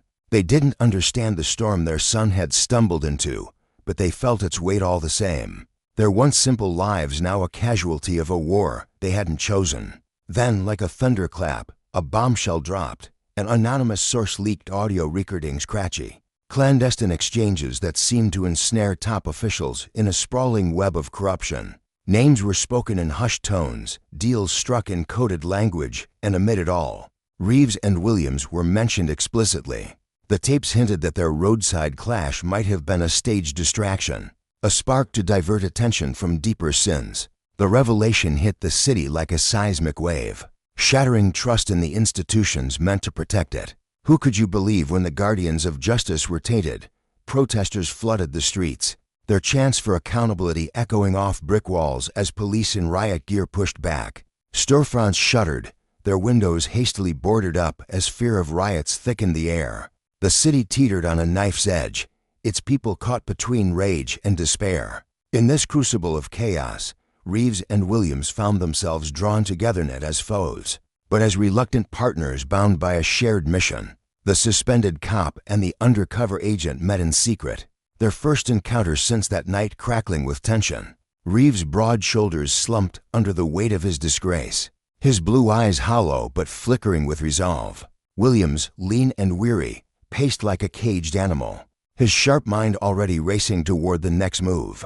They sat in a dingy diner on the city's outskirts, rain streaking the grimy windows, and began to piece together a puzzle that dwarfed their wildest fears. That traffic stop, they realized, was a single thread in a tapestry of greed and power, one that stretched to the highest echelons of government.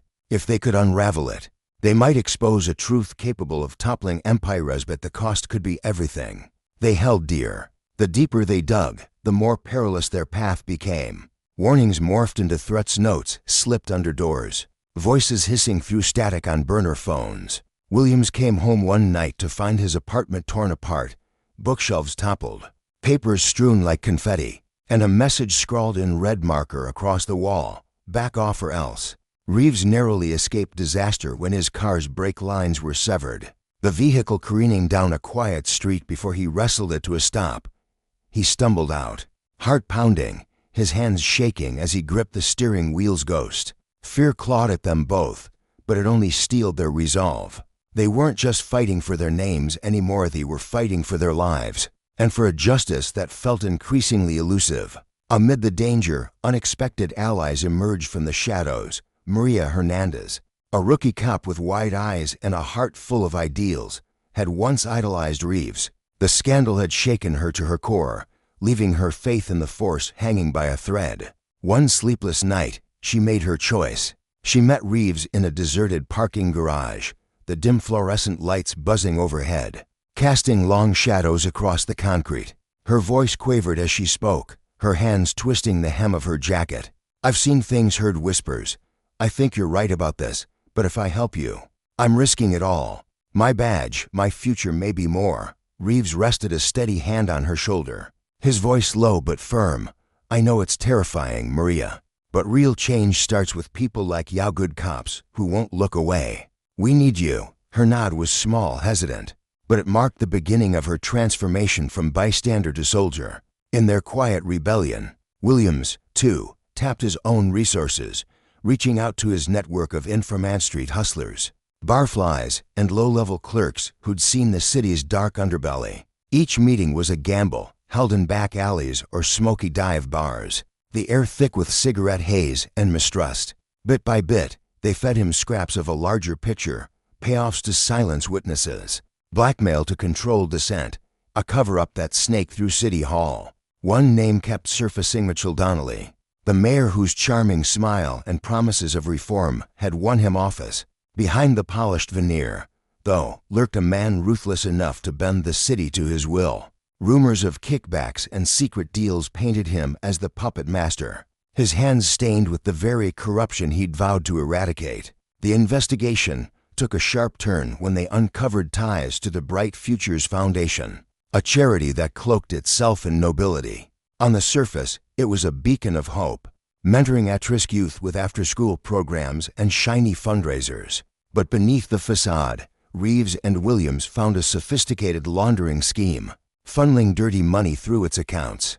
The foundation's director, Elena Vasquez, was a puzzly woman who'd risen from poverty, her tearful speeches about resilience winning hearts across the city. She seemed untouchable, her reputation a shield, but the evidence told a different story. Late nights poring over financial records revealed her fingerprints on the operation. Her altruism a mask for something far uglier. Confronting her would be a gamble, but it was one they couldn't avoid. Meanwhile, Captain Sarah Martinez, a veteran of the force with a stern jaw and a moral compass that rarely wavered, found herself at a crossroads. As evidence of corruption piled up, names she'd trusted implicated in the recordings felt the ground shift beneath her. Loyalty to her officers warred with a growing dread that the department she'd given her life to was rotten at its core. Sleepless nights left her haggard, her reflection in the bathroom mirror a stranger's face. One stormy afternoon, she made her move.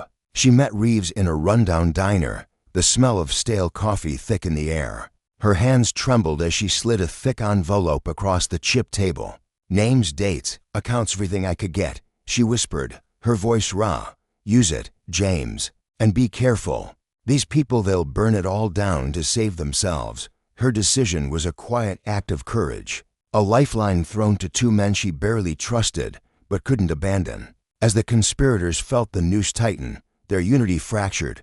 Paranoia seeped into their ranks, each official eyeing the others, wondering who'd crack first. Hasty move of shredded documents, panicked phone calls left cracks that Reeves and Williams exploited with surgical precision. They were close, so close, to exposing the truth.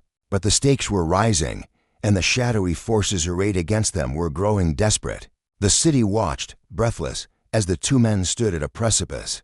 They could retreat, let the system grind on, preserving their safety but sacrificing their souls. Or they could press forward, risking every thinker's, families. Levesto dragged the corruption into the light. Their choice would ripple far beyond their own fates. It would test the very meaning of justice, revealing the cost of wielding power without accountability. Reeves thought of his daughter, her tear-streaked face as she begged him to make it stop. Williams thought of his informants, their trust a fragile thread he couldn't snap. Together, they faced a truth as old as time: those who abuse power sow the seeds of their own downfall. But uprooting them demands sacrifice. As the city braced for the reckoning, one certainty loomed. Waiter came next. The old order was crumbling, and from its ashes, something new would rise. The lesson was stark and unyielding.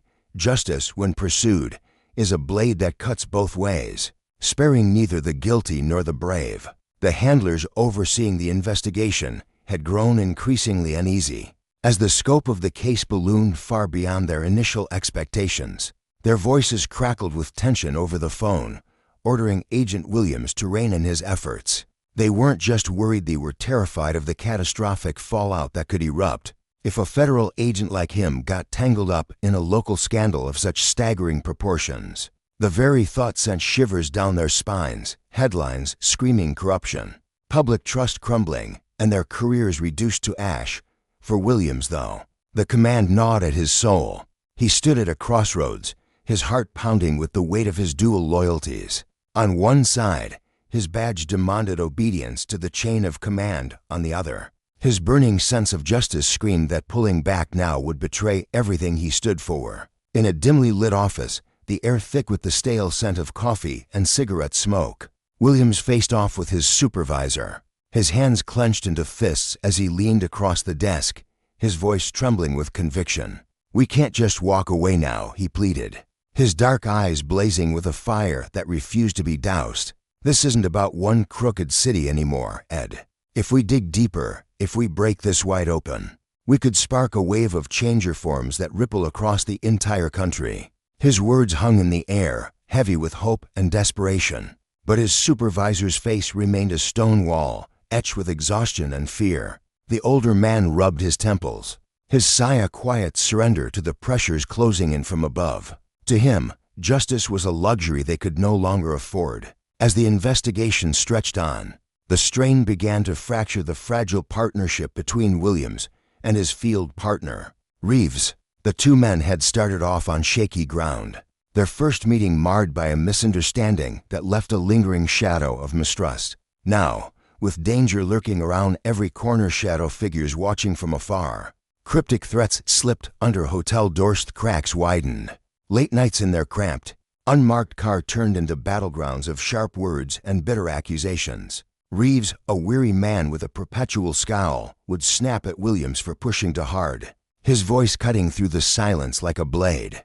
"You're going to get us both killed," he'd mutter, his fingers drumming nervously on the steering wheel. Williams, broad-shouldered and resolute, would fire back, his tone low but fierce, and you'd rather let them win because you're too scared to fight. Each argument left them raw, second-guessing every move, knowing that one wrong step could send their entire operation crashing down. Their relentless pursuit led them to a crumbling waterfront warehouse, its rusted walls streaked with salt and grime from years of neglect. The place was supposed to be abandoned, a hollow shell forgotten by the city. But telltale signs betrayed recent activity. Fresh tire tracks carved into the muddy lot, cigarette butts still smoldering in the shadows, a faint hum of electricity buzzing from within. Under the cover of night, Reeves and Williams crouched behind a stack of rotting crates, their breaths shallow as they staked out the scene. The air was thick with the briny tang of the harbor and the distant wail of foghorns. Through binoculars, they watched as shadowy figures slipped in and out of the warehousemen they recognized instantly. There was Councilman Hargrove, his tailored suit a stark contrast to the grimy surroundings, and Detective Lyle from the precinct, his badge glinting faintly under the moonlight. Each sighting tightened the knot in William's stomach, a mix of dread and exhilaration as the pieces of the puzzle clicked into place. Just as they prepared to move in, a sudden roar shattered the stillness. A black SUV with windows dark as midnight screeched out of the warehouse lot, gravel flying in its wake. Instinct took over. Reeves slammed his foot on the gas, their car lurching forward as Williams gripped the dashboard, his pulse hammering in his ears. The chase tore through the city's deserted streets, headlights slicing through the pre-dawn gloom. Tires squealed as they swerved around corners, past shuttered storefronts and flickering streetlights, the world a blur of motion and adrenaline. Reeves' knuckles whitened on the wheel, his jaw set in grim determination, while Williams' mind raced every second, bringing them closer to answers or disaster. The pursuit ended at a private airstrip on the city's edge, a lonely stretch of tarmac bordered by scraggly trees swaying in the wind. From a distance, hidden behind a rusted hangar, they watched a figure stumble out of the SUV and hurry toward a sleek private jet. Even from afar, the man's distinctive limp was unmistakably a telltale sign etched into their memories. From countless briefings, it was Mayor Donnelly himself. Williams felt a jolt of shock, his breath catching as the realization sank in. The man they'd suspected of pulling strings from the shadows was now fleeing before their eyes. Beside him, Reeves' face hardened, his eyes narrowing as the jet's engines whined to life, a low growl that vibrated through the ground. In that fleeting moment, time seemed to slow. The two men exchanged a glance, their unspoken question hanging heavy: charge in now and risk everything, or let Donnelly slip away and dig deeper into the web he'd left behind? The stakes were dizzying. One choice could topple the corrupt empire they'd uncovered. The other could doom them to obscurity, their efforts buried beneath layers of lies. As the first streaks of dawn painted the sky in hues of gold and pink, they knew their decision would ignite a firestorm that would consume the city. Neither could foresee the labyrinth of betrayal and revelation waiting just beyond the horizon truths that would test their faith in justice, loyalty, and the fragile divide between right and wrong. With the jet's engines roaring louder, drowning out the frantic thudding of their hearts, they made their move. Reeves floored the accelerator, their car roaring toward the runway as Williams snatched the radio, his voice steady despite the chaos. "This is Agent Williams, requesting immediate backup at the East Airstrip." The jet was already rolling, its sleek frame glinting under the rising sun. Williams leaned out the window, wind whipping through his hair, badge thrust high as he bellowed, "FBI, abort takeoff now." The pilot didn't flinch, the plane gaining speed with every passing second. Reeves' hands tightened on the wheel, his mind racing for a way to stop it. Then, in a flash of reckless courage, he yanked the car into the jet's path, forcing the pilot to slam on the brakes. Tires screeched against the tarmac, a deafening howl as the jet shuddered to a halt mere feet from their hood. Heart pounding, Reeves leapt out, gun drawn, his voice cutting through the whine of the engines. "Mayor Donnelly, step out now." Williams followed, his own weapon raised, every muscle coiled with tension. For a breathless moment, the world held still. Then the jet's door creaked open, and a figure emerged. But it wasn't Donnelly.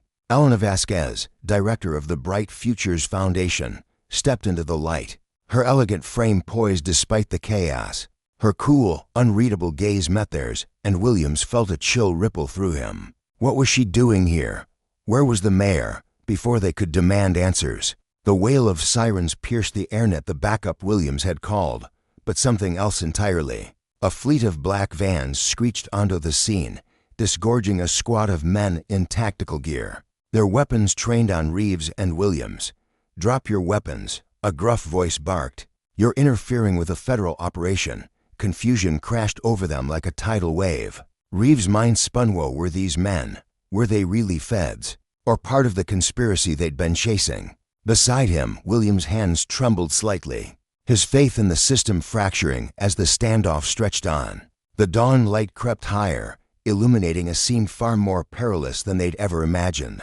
The local corruption they'd uncovered was merely a thread in a vast, tangled tapestry, one that stretched into the highest echelons of power. Across town, Captain Sarah Martinez was jolted awake by her phone's insistent buzzing.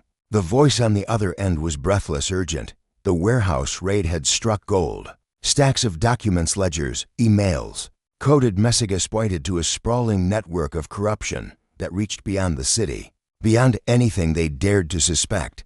Her heart raced with a mix of triumph and dread as she sped toward the site, her cruiser cutting through the empty streets.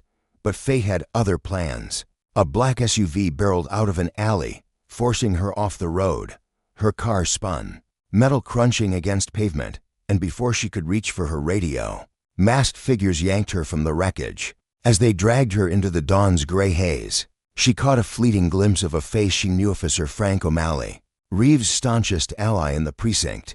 Betrayal stabbed through her like a knife. Meanwhile, Rookie Officer Maria Hernandez crept through the cavernous shell of an abandoned factory on the city's outskirts. The air was thick with dust and the faint metallic tang of rust. Her flashlight slicing through the gloom, she'd followed a hunch, a whisper of a lead. And now voices echoed from deeper within. One stood out: Mayor Donnelly's clipped, authoritative tone. Peering around a corner, she saw him, his silver hair catching the faint light as he conferred with a group of strangers. Their words froze her blood. "The operation's compromised. We need to move up the timeline." Donnelly's nod was grim, his voice cold. "Do what you have to. We can't let this fall apart, not with so much on the line." Maria's mind whirled. What operation? What timeline? But as she shifted to retreat, a floorboard groaned beneath her boot. The voices stopped, and the silence that followed was suffocating. Back at the airstrip, the standoff teetered on a razor's edge. Reeves and Williams stood their ground, outnumbered and outgunned, as Elena Vasquez watched with an enigmatic calm. Then Williams' phone boot-sayed a text from an unknown number: "Trust no one. Evidence and safety deposit box to 147. Password, Bright Futures." His head spun with the implications, but before he could process it, a helicopter roared into view. Descending in a whirlwind of dust, outstepped Captain Martinez, or what was left of her. Her usually steady demeanor was shattered, her eyes wild with panic as she shouted, "It's all connected. The department, City Hall, the FedSat goes to the top."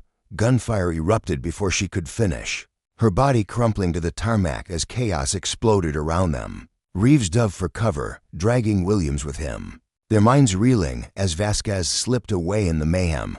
The jet's engines roared once more, and this time, nothing stopped its ascent. As it vanished into the sky, Martinez lay bleeding, her life slipping away with every ragged breath. Reeves pressed his hands to her wound, his voice hoarse with desperation. "Go, Williams, don't let that jet get away." Williams hesitated, torn between his partner and the fleeing truth, then sprinted toward a hangar. There, a sleek helicopter sat, its rotors spinning as a pilot ran checks. Without a second thought, he flashed his badge, FBI, "I'm taking this bird." The sun climbed higher, casting long shadows across a city teetering on the brink. Reeves and Williams were into deep, bound by a vow to see justice do no matter the cost. But as Martinez's blood stained the tarmac, Maria faced unseen peril, and the jet carried their answers into the clouds. One truth loomed above all: power, when abused, exacted a merciless toll. Every step forward revealed a deeper abyss, and the lessons of justice of its fragility. Its price got sharper than any blade. The fight was far from over, and the revelations yet to come would demand everything they had left. The helicopter's blades roared to life, slicing through the thick tension in the air as Williams barked his command. "I'm taking this chopper, it's a matter of national security," his voice cut like a blade, sharp and unyielding. The pilot, a weary man with sweat beading on his forehead, froze for a split second, his wide eyes reflecting a flicker of disbelief. But fear quickly overtook hesitation, and he scrambled to the co-pilot's seat, his hands trembling as he relinquished control. Williams slid into the pilot's chair with the precision of a man who'd done this 100 times before, his jaw clenched tight with determination. Within moments, the chopper lurched upward, the ground shrinking beneath them as they soared into the sky, chasing the sleek, fleeing jet that streaked across the horizon like a silver bullet. The wind howled through the open cabin, tugging at Williams' coat, but his focus was unshakably, every fiber of his being locked on that jet, on the truth it carried, and on the consequences of letting it slip away. Down below, chaos painted the streets in shades of red and blue as sirens wailed, their shrill cries echoing off the concrete jungle. Reeves knelt beside Martinez, his hands slick with her blood as he pressed them desperately against the wound in her side.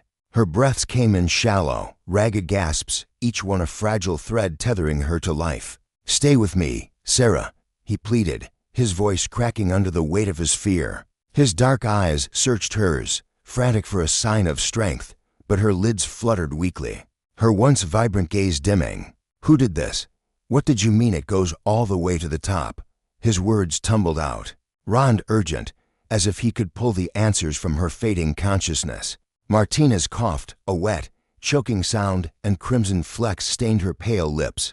"The operation," she whispered, her voice barely audible over the distant clamor. "It's called Pandora's Box." Another cough racked her frame, and Reeves leaned closer, his heart pounding in his chest. "Reeves, you can't trust." But before she could finish, her eyes rolled back, her body went limp, and she slipped into the void of unconsciousness. Reeves' breath hitched, a lump rising in his throat as paramedics swarmed around them, their shouts and movements a blur. He barely registered the hands pulling him away, strong, insistent grips belonging to men in dark suits.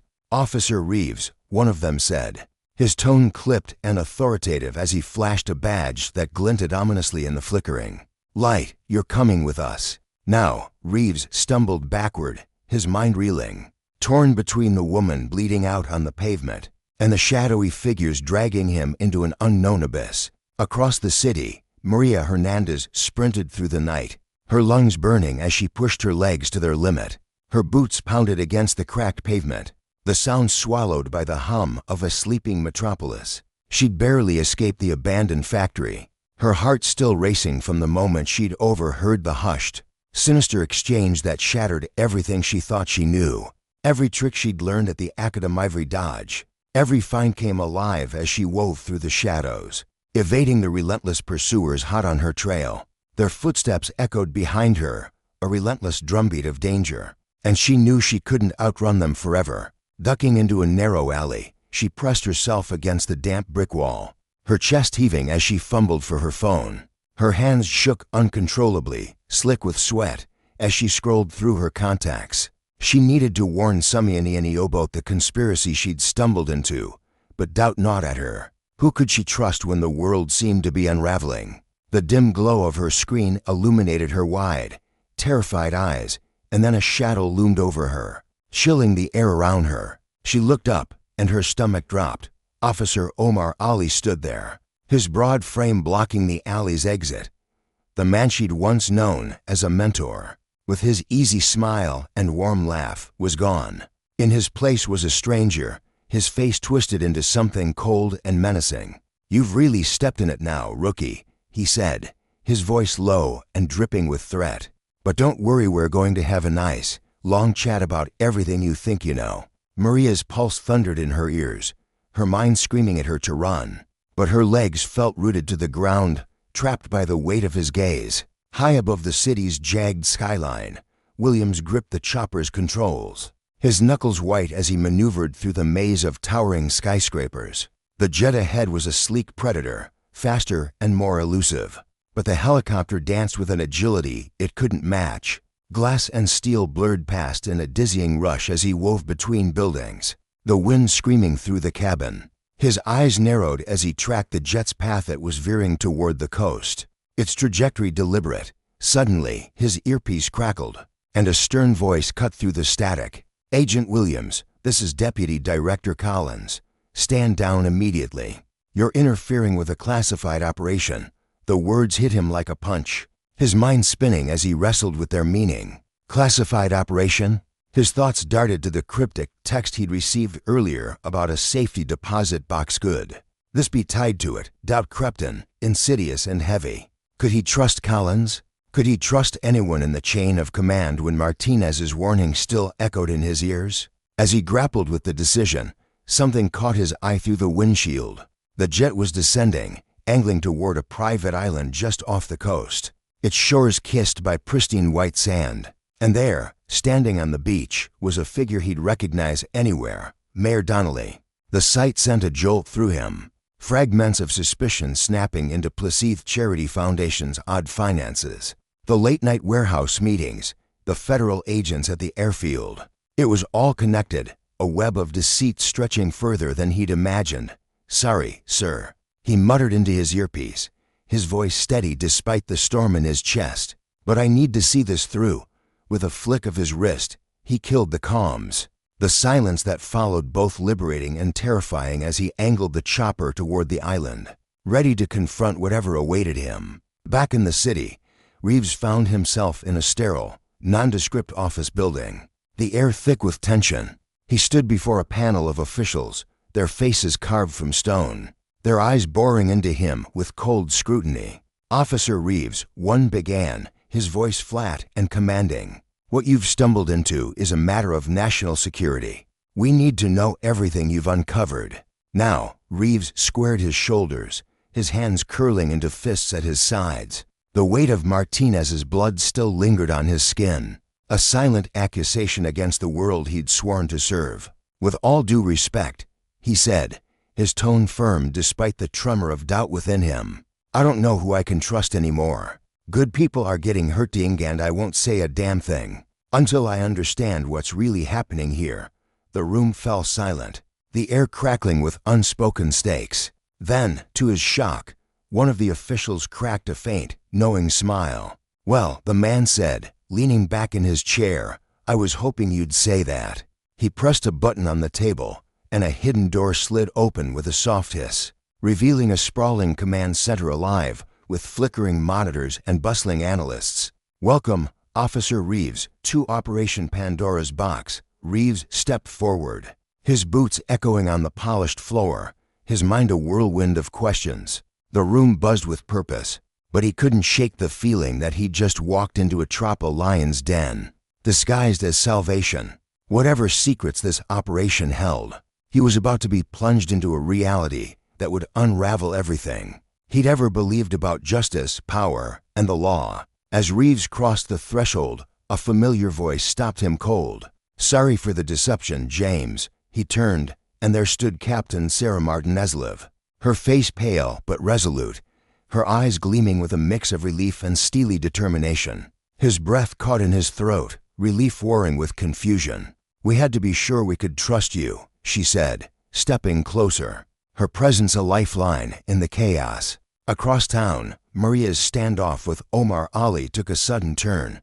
Just as his hand reached for her, figures emerged from the shadows undercover FBI agents, their weapons drawn. "Hands where we can see them, Omar," one shouted, and the predator became the prey in an instant. Maria's knees buckled, her body trembling as the adrenaline drained away, leaving her dizzy with the realization that help had come at the last possible second.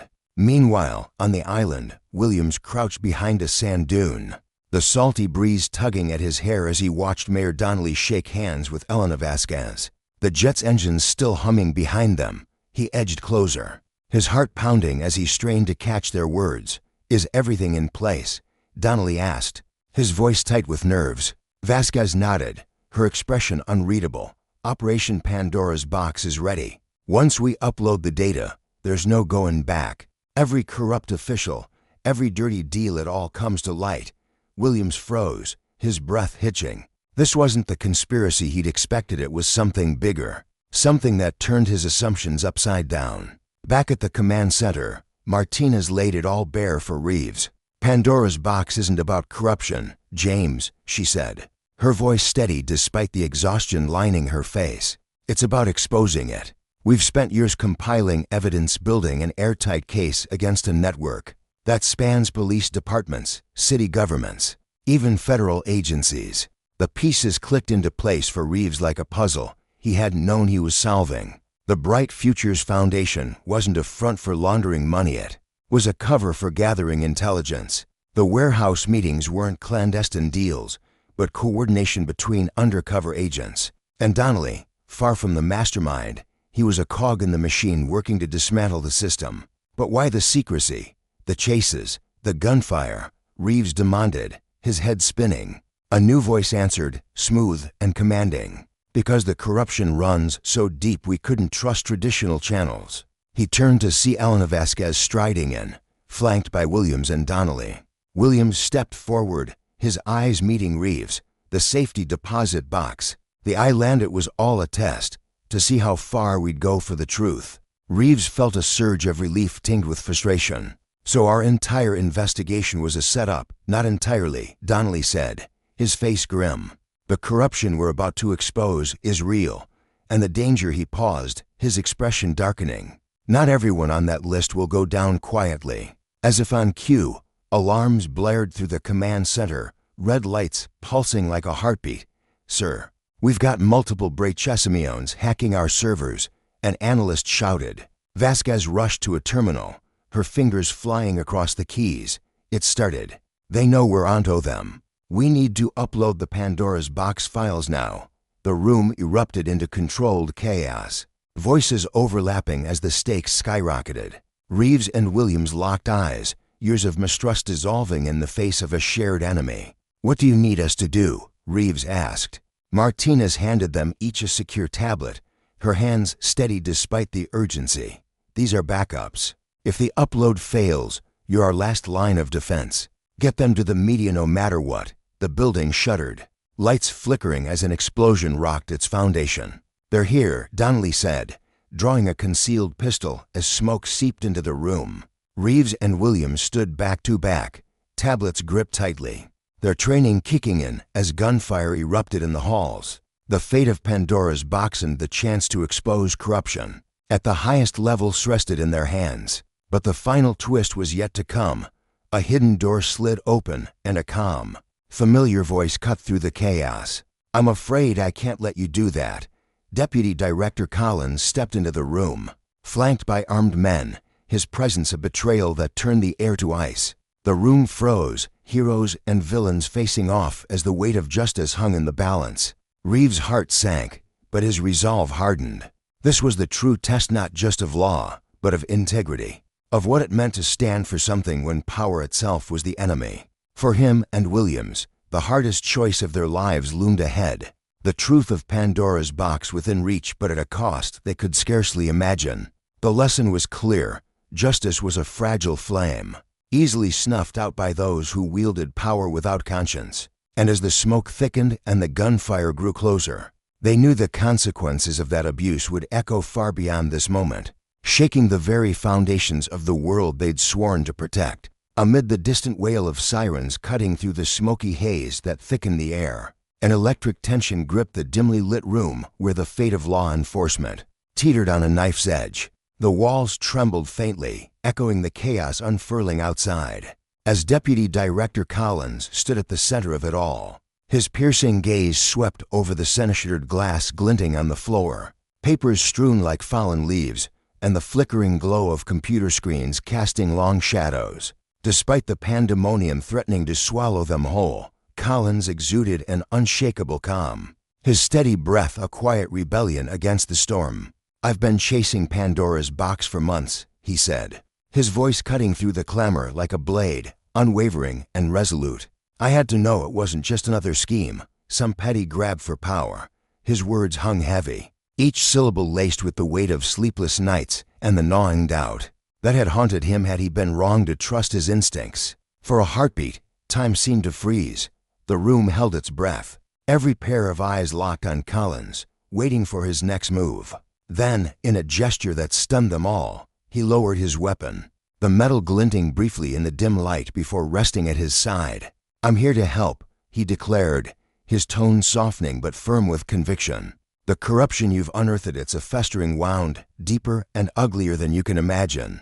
We need to get that data out to the world, and we need to do it now." A ripple of relief washed over the group, weary shoulders sagging as the promise of an ally emerged from the haze. But celebration was a luxury they couldn't afford. The building shuddered violently, a deafening explosion rattling the foundation, closer this time. As if the enemy could sense their resolve hardening. "They're targeting the servers," Vasquez's shout pierced the ringing in their ears, her voice raw with urgency as she darted toward the nearest terminal. Her fingers trembled faintly, not from fear, but from the adrenaline coursing through her veins, the desperate need to finish what they'd started. Reeves and Williams, once divided by suspicion and unspoken grudges, moved as one now, their earlier discord dissolving in the face of a shared foe. Reeves's broad frame shielded Vasquez as she worked, his eyes scanning the room for threats, while Williams flanked her other side, his quick hands reloading his weapon with practiced ease. Beyond them, Martinez and Donnelly barked orders, their voices overlapping as they rallied Collins's team to form a ragged but determined perimeter. The sharp crack of gunfire erupted from the hallway, a staccato rhythm that set everyone's nerves ablaze. Williams pivoted toward Reeves, his brow furrowed, the memory of a bitter night on a rain-slicked highway flashing in his mind. "Listen," about that night he began, but Reeves cut him off with a sharp shake of his head, his jaw tight. "Forget it. Water under the bridge. We've got a war to fight here."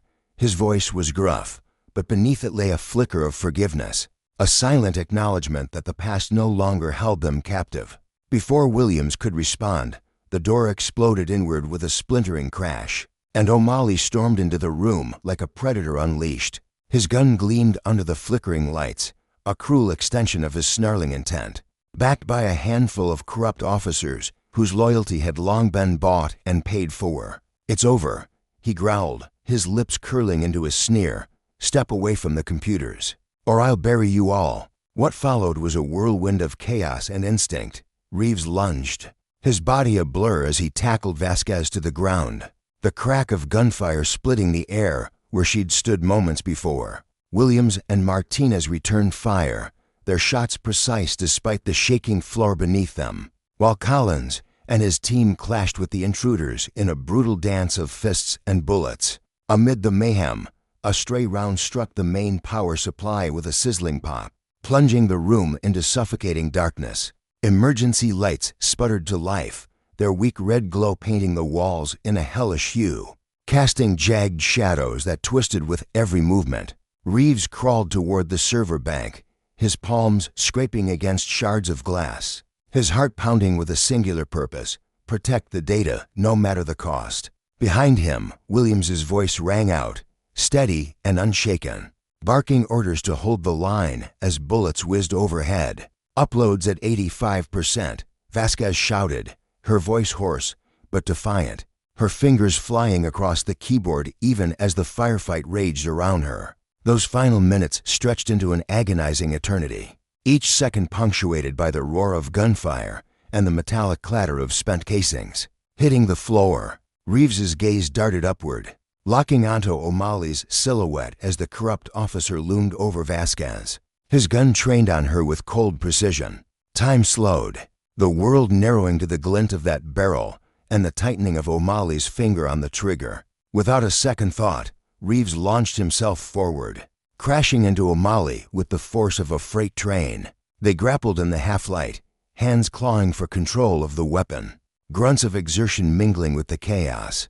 Through the haze, Reeves caught fleeting glimpses of the other Williams and Martinez moving like a single unit, their synergy honed by desperation. Collins directing his team with the cool-headed precision of a conductor in a storm. Then, a sudden thud broke the struggle. O'Malley's grip faltered, his body slumping as Reeves looked up to see Maria Hernandez standing over them, a fire extinguisher clutched in her trembling hands. Her dark eyes blazed with a mix of fear and triumph, her chest heaving as she panted, Thought you could use some backup. Her lips twitched into a grim smile, a spark of defiance cutting through her exhaustion. As the last of O'Malley's cronies fell, subdued by Collins's relentless crew, Vasquez's voice rose above the din, a victorious cry, upload complete. Pandora's box is open. The room fell eerily silent, the weight of her words sinking into their bones. Years of buried secrets, bribery, blackmail, blood-soaked cover-ups no lay exposed, raw and unfiltered, for the world to judge. In the days that followed, the fallout was cataclysmic. Newsrooms buzzed like beehives, reporters poring over the deluge of evidence with wide-eyed disbelief. Arrests rippled through every echelon of power: politicians, police chiefs, even judges who'd once sat above reproachful dragged into the light, their masks of authority stripped away. The public reeled, their faith in the system shattered. Yet amid the wreckage glimmered a fragile hope, a whisper of possibility that justice might yet prevail. Reeves and Williams found themselves thrust into a relentless spotlight, their transformation from foes to brothers in arms captivating a nation desperate for heroes. Standing on the courthouse steps, they watched as O'Malley and his conspirators were led away in chains, the clink of handcuffs a grim symphony of consequence. Williams broke the silence, his voice low but steady. "So what now?" Reeves sighed, the burden of their journey etched into the lines of his face. "Now we rebuild. It's a long road, Missy, brutal, but it's the only one worth taking." Williams nodded, his thoughts drifting back to his days undercover, infiltrating a world he'd thought he understood. "When I started this, I figured I knew corruption, petty crooks, dirty cops. But this was a beast I never saw coming." Reeves's gaze softened, a rare vulnerability creeping in. "It's easy to give up, to think the whole damn system's too rotten to save. But then you see someone like Mariasamine who'd risk her life for what's right and it hits you. There's still something worth fighting for." As if summoned by his words, Martinez approached, flanked by Vasquez and Collins, her stride purposeful. "We've got an offer for you too," she said, her tone brisk but warm. "A new task force. Its mission is to keep Pandora's box alive, to dig out corruption wherever it festers." Ewan, Reeves, and Williams shared a glance, a silent pact forged in the crucible of the past months. There was no hesitation. The months that followed tested their resolve. For every corrupt official they toppled, another seemed to slither into the void, a hydra of greed and power.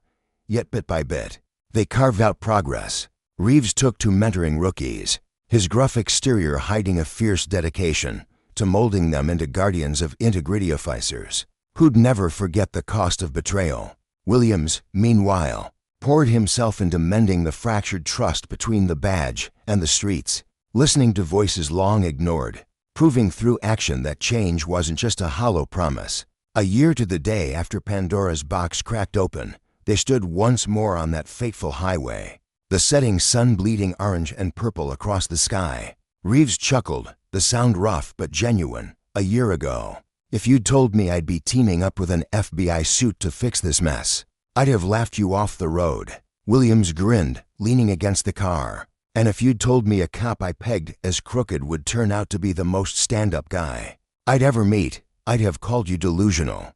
Their laughter echoed across the empty stretch of asphalt, a brief release before a quieter mood settled in. "We've come far," Reeves mused, his eyes tracing the horizon. "But there's still so much left to do." Williams nodded, a spark of resolve in his gaze.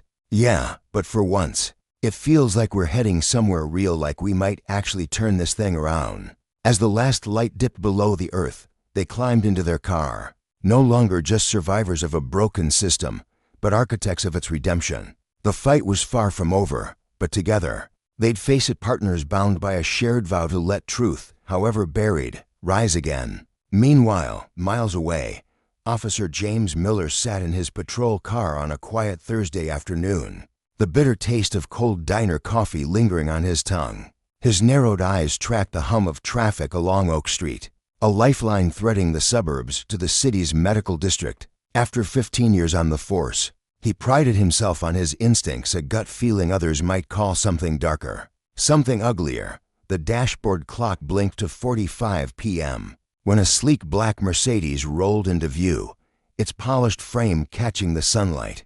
Behind the wheel sat a young black woman, her twin sister beside her, both clad in medical scrubs peeking out from under their coats.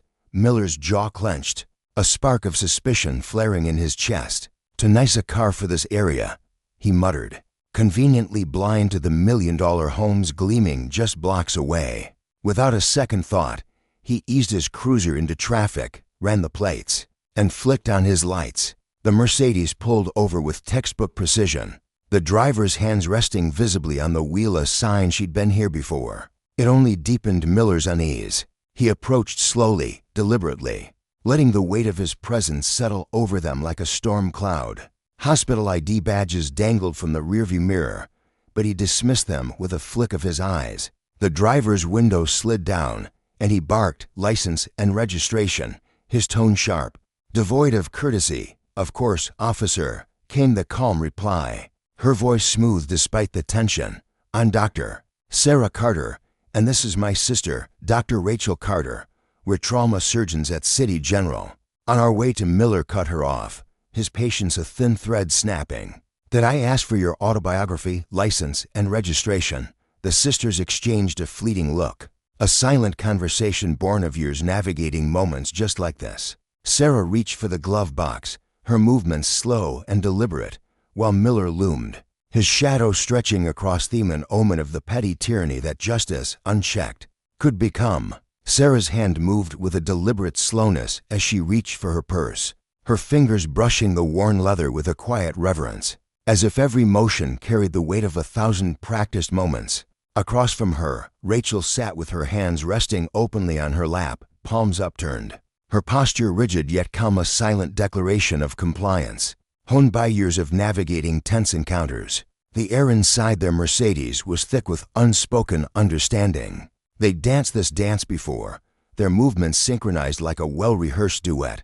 As Sarah carefully extracted her driver's license and registration, her breath caught slightly, a flicker of frustration tightening her jaw. She passed the documents to Rachel, who took them with a steady hand, her gaze fixed forward, unwavering. "Officer," Rachel began, her voice cutting through the stillness with a clarity that belied the urgency pulsing beneath it. "We really need to explain. We've been called in for an emergency surgery. There's been a major accident, a bad oni, and we're needed at City General right now." Her words were measured, each syllable laced with a quiet plea, but before she could finish, Officer James Miller's voice sliced through the air like a blade. "Ma'am," he interrupted, his tone sharp and heavy with authority, "one more word, and we're going to have a problem." His hand rested on his belt, fingers grazing the edge of his holster, a subtle but unmistakable threat. "Your sister can explain to the judge why she was doing 58 in a 45 zone." The lie rolled off his tongue with ease, a fabrication so smooth it might have fooled anyone who didn't know better. But Sarah and Rachel did know better. They'd been driving precisely at the speed limit, their speedometer a constant companion on this familiar stretch of road. Miller, however, was a master of conjuring violations from thin air, his badge a shield for every petty power play he'd perfected over the years. He sauntered back to his patrol car, his boots crunching against the gravel shoulder with deliberate slowness, as if savoring the control he wielded over the moment. Inside the cruiser, he settled into his seat, flipping open his ticket book with a flourish, his pen scratching across the paper in leisurely, looping strokes. Through the rearview mirror, he kept the twins in his sights, two statuesque figures sitting perfectly still in their Mercedes, hands visible, faces forward, their discipline unshaken. A smirk tugged at the corner of his mouth as he watched them, relishing the tension he'd spun around them like a web. The radio on his dashboard crackled to life, its static hum breaking the silence. "All units in the vicinity of City General. Be advised, incoming trauma case. Multiple vehicles involved. All available medical personnel are being called in immediately." The dispatcher's voice was clipped, urgent, a stark contrast to Miller's casual indifference. He barely registered the words, his focus locked on the ticket he was crafting with meticulous care, each line a testament to his authority. In the Mercedes ahead, Sarah and Rachel exchanged a glance, their phones buzzing insistently in their laps. Rachel's fingers tightened around hers as she read the message, her brow furrowing with a mix of dread and determination. Sarah's eyes darted to her own screen, her heart sinking as the gravity of the situation crystallized. Still, they remained silent, their training as trauma surgeons overriding any impulse to protest. Just as Miller's pen hovered over the final signature, his personal phone erupted into a shrill ring, the sound jolting him from his smug reverie. The number flashing on the screen was unfamiliar, a string of digits that stirred an inexplicable unease in his chest. He hesitated, then answered. His voice gruff. "This is Officer James Miller." "Who's this?" "Sir, this is Nurse Martinez from City General's Emergency Department," came the reply, tight with urgency. "Your daughter, Emma, was just brought in. She was involved in a multi-car accident on Highway 27. Her condition is critical, and we need your immediate authorization for emergency surgery." The world tilted beneath him. Miller's hand trembled, the phone slipping slightly in his grip as the nurse's words echoed in his skull. Emma, his Emma. She'd been at school just hours ago, her laughter still ringing in his ears from their morning goodbye. "Sir, you need to get here as soon as possible," Martinez pressed. "The trauma team is being assembled. We need your consent." He didn't hear the rest. His gaze snapped to the Mercedes, where Sarah and Rachel were now hunched over their phones, their voices low but frantic as they conferred. With shaking fingers, he snatched up their documents from the passenger seat, his eyes scanning the text he'd dismissed earlier. Dr. Sarah Carter, Dr. Rachel Carter, Chief Residence, Trauma Surgery, City General Hospital, the same hospital where Emma now lay, her life hanging by a thread, the same doctors he'd detained with his baseless stop, the same surgeons summoned to save lives, perhaps his daughter's life, while he'd toyed with their time. His throat constricted, a dry, choking sensation that made it hard to breathe. The weight of his actions crashed over him like a tidal wave, each realization a jagged stone sinking into his gut. He'd let his Biaseshi snap judgments about their polished car. Their poised demeanor dictated his every move.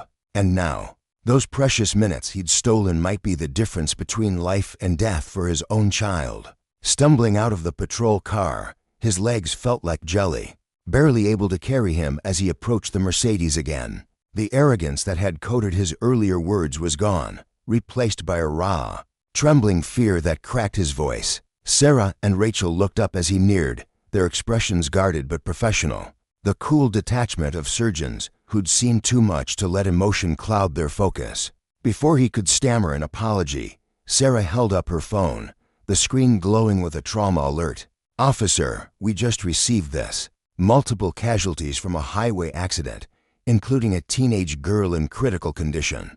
We're the on-call trauma surgeons, every minute." "That's my daughter," Miller cut in, his voice breaking into a jagged sob.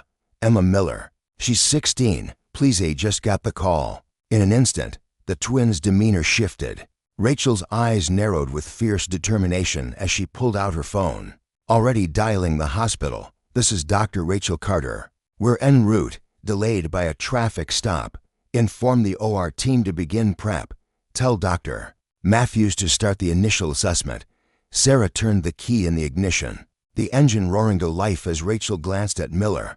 "Officer, we need to get there now. Will you provide an escort?" He nodded, mute and numb, sprinting back to his cruiser. His hands shook so violently he fumbled the keys twice before jamming them into the ignition. The sirens wailed to life, a piercing cry that matched the panic clawing at his chest. The Mercedes peeled out ahead of him, and he followed, his patrol car carving a path through traffic as the twins' vehicle wove skillfully between lanes. During the 5-minute drive to City General, Miller's mind spiraled into a storm of regret. If he hadn't stopped them, they'd already be scrubbed in, prepping for surgery. If he hadn't let his prejudices steer him, Emma might have those extra minutes that could mean everything. Through his windshield, he watched the twins in action, their voices crackling over speakerphone as they coordinated with their team. "Stabilize the airway first," Sarah instructed, her tone clipped and commanding. "Get imaging retinal trauma panel," Rachel chimed in. "Tell anesthesia to prep for a pediatric case. We'll need neuro on standby." Their efficiency was mesmerizing, a stark contrast to the chaos roiling inside him. They screeched into the emergency entrance, tires squealing against the asphalt.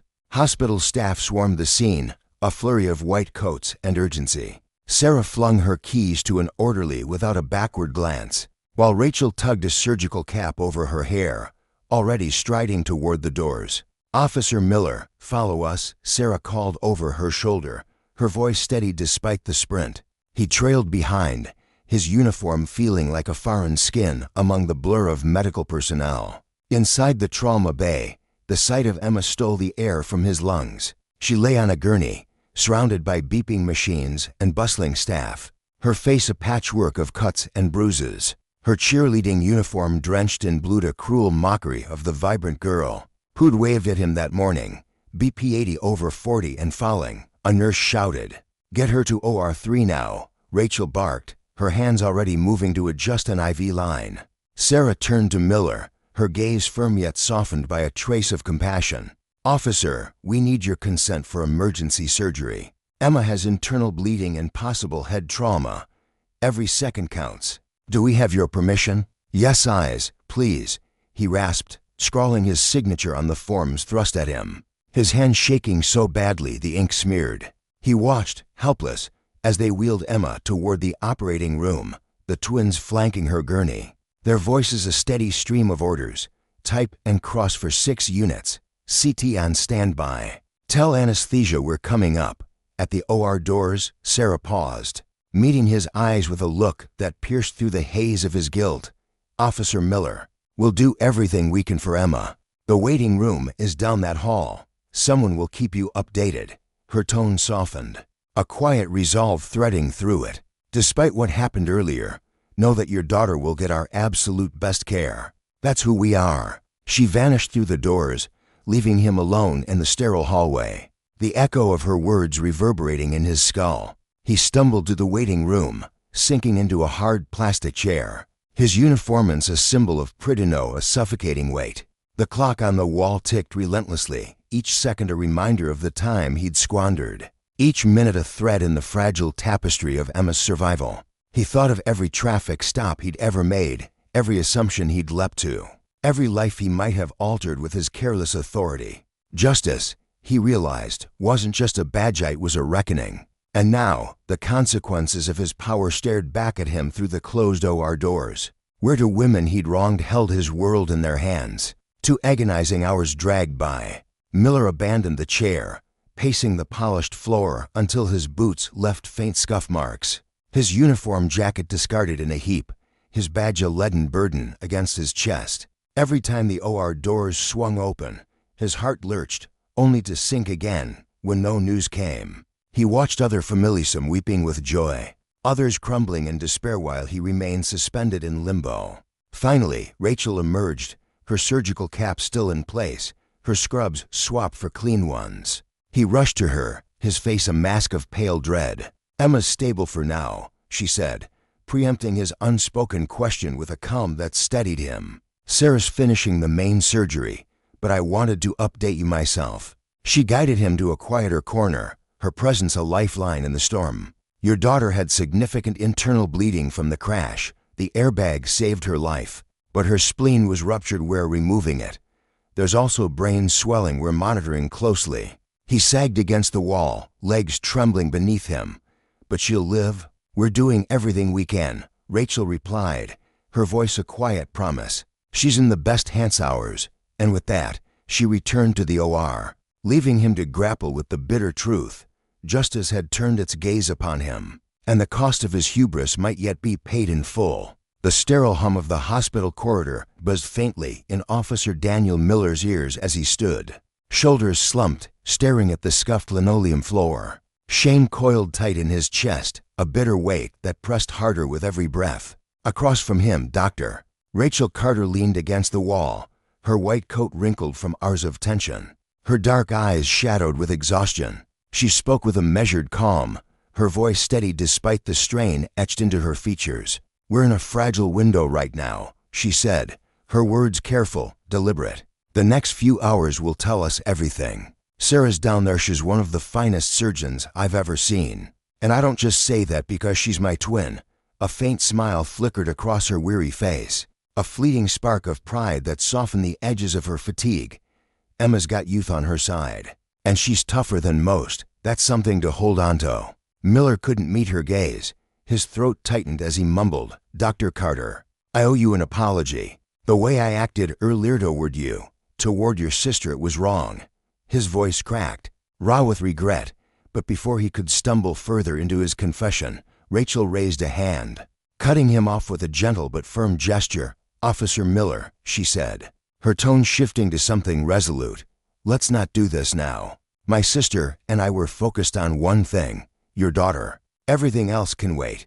Her words hung in the air, heavy with unspoken forgiveness, or perhaps just a refusal to let his guilt distract from the task at hand. As if summoned by some cosmic cue, her pager erupted into a sharp, insistent beep. She yanked it from her belt, her eyes narrowing as she scanned the screen. The faint warmth in her expression vanished, replaced by a steely focus. "I've got to go," she said, already turning toward the double doors leading back to the operating room. "Someone will come check in with you soon." She took a step, then paused as Miller's voice rasped after her, desperate and unsteady. "How long will it take? The surgery, how much longer?" She glanced back over her shoulder, her face softening just enough to offer him a shred of reassurance. "At least a few more hours. It's a marathon, not a sprint. If you want, you can watch from the observation gallery. Seeing it might help. It's not easy, but sometimes it gives families a sense of control, knowing their loved one is in good hands." Miller nodded, gratitude flickering through the haze of his guilt, and a nurse appeared at his side, her sneakers squeaking faintly as she guided him down the hall. The observation room, perched high above operating room 3, was a stark, glass-walled box, its cold sterility a stark contrast to the frenetic energy below. Through the wide window, Miller peered down into a world of controlled chaos. Dr. Sarah Carter stood at the heart of it, her gloved hands moving with a precision that bordered on artistry. The bright surgical lights cast harsh shadows across her masked face, glinting off the array of instruments laid out like soldiers at her command. Monitors blinked and beeped, their screens painting a jagged portrait of Emma's fragile vitality, heart rate, oxygen levels, blood pressure dancing on a knife's edge. Nurses darted around the room, their movements swift and silent, anticipating Sarah's needs with an almost telepathic grace. Then Rachel reappeared, scrubbed in and sliding into place beside her twin, their partnership seamless, their hands weaving through the delicate dance of surgery with a synchronicity that left Miller breathless. From his elevated perch, he noticed details he'd never have seen from the ground, the way Sarah's brow furrowed in fierce concentration when Emma's blood pressure dipped, a silent battle waged in the creases of her skin, the way Rachel's eyes, sharp and unyielding, tracked every movement of her instruments, even as she swiped a bead of sweat from her forehead with the back of her wrist. Their touch was tender, reverent, cradling Emma's limp form as if she were their own flesh and blood. And yet, these were the same women he'd sneered at just hours ago, the same women he'd dismissed as incapable of owning the sleek car they drove, incapable of being the brilliant doctors they so clearly were. His mind spiraled back to that moment on the rain-slicked roadside, Sarah's hands steady on the wheel, Rachel's measured calm as she kept her motions slow, deliberate. He'd thought they were just complying with his barked orders, but now he saw it for what it was, survival. How many times had they faced this? How many officers like him had sized them up, judged them, reduced them to a stereotype before they'd even opened their mouths? Down below, a shrill alarm pierced the air, snapping Miller from his reverie. His palms pressed against the glass as the surgical team surged into action, their movements accelerating with a quiet urgency. Sarah's voice rang out, clear and unshaken, issuing commands like a general on a battlefield, while Rachel's hands flew to address the precise sudden drop in Emma's vitals, a threat lurking beneath the surface of her fragile frame. Miller's heart thundered in his chest, a helpless roar against the silence of his powerlessness. All his years of wielding authority, of barking orders and commanding respect, meant nothing here. He couldn't shield Emma from this. He couldn't fight for her. All he could do was stand there, a spectator to his own daughter's fate, praying that these women's ones he'd wronged so carelessly would pull her through. The observation room dimmed as evening crept in, the world outside fading into a muted blur. But Miller didn't notice. His eyes stayed locked on the scene below, where the Carter twins battled on. oblivious to the storm of guilt raging in his mind. They'd just wrestled Emma back from the brink of perilous plunge in blood pressure. That had stopped his breath, but the danger still loomed, a shadow waiting to strike. A soft knock jolted him, and he turned to see a young nurse slip inside. Her auburn hair pulled into a messy bun, her scrubs faintly wrinkled from a long shift. She carried a styrofoam cup of coffee and a sandwich wrapped in plastic, offering them with a small, empathetic smile. "Dr. Rachel sent me," she said, her voice warm but hushed. "She noticed you haven't eaten since you got here. Thought you might need something to keep you going." Miller took the coffee, its heat seeping into his clammy hands. But the thought of food turned his stomach. "How long have they been at it?" he asked, his voice rough. Realizing time had slipped away from him entirely, the nurse glanced at her watch, her brow creasing slightly. 5 hours now. "They haven't stopped, not even for a minute." She hesitated, then added, "We were all on edge when we heard it was your daughter in there. The Carter sisters, they've had some rough run-ins with the police around here." Miller's grip on the cup tightened, the styrofoam creaking under his fingers. "What do you mean?" he pressed, though a sick dread already churned in his gut. The nurse's eyes darted to the floor, her voice dropping to a near whisper. "Last year, Dr. Sarah got pulled over 3 times in 1 week. One of those stops. They didn't believe her medical license was real, made her lie face down on the pavement in the rain. While they called it in, Dr. Rachel had to show up, still in her scrubs from a shift, just to prove her sister wasn't lying." Miller's stomach lurched. He'd done it too, hadn't he? Flashed his badge, flexed his power, doubted their story without a second thought. How many times had he let his biases paint someone's truth as a lie, their identity as a threat? Below, Sarah adjusted the overhead light with a steady hand, while Rachel monitored the brain pressure readings, their exhaustion masked by an unshakable resolve. No resentment flickered in their movements, no bitterness toward the man whose daughter they fought to save. Suddenly, the monitors shrieked again, a frantic chorus that sent Miller surging to his feet, his nose nearly pressed to the glass. Blood pressures crashing, she's hemorrhaging, a nurse called out, her voice tight with alarm. Sarah's tone cut through the panic, calm and commanding. "Rachel, take the lead, hooray, need to find the bleed." Red welled up beneath their hands, a vivid tide that the suction couldn't keep pace with, and Miller's world tilted. The twins moved faster now, their precision unwavering even as the stakes skyrocketed.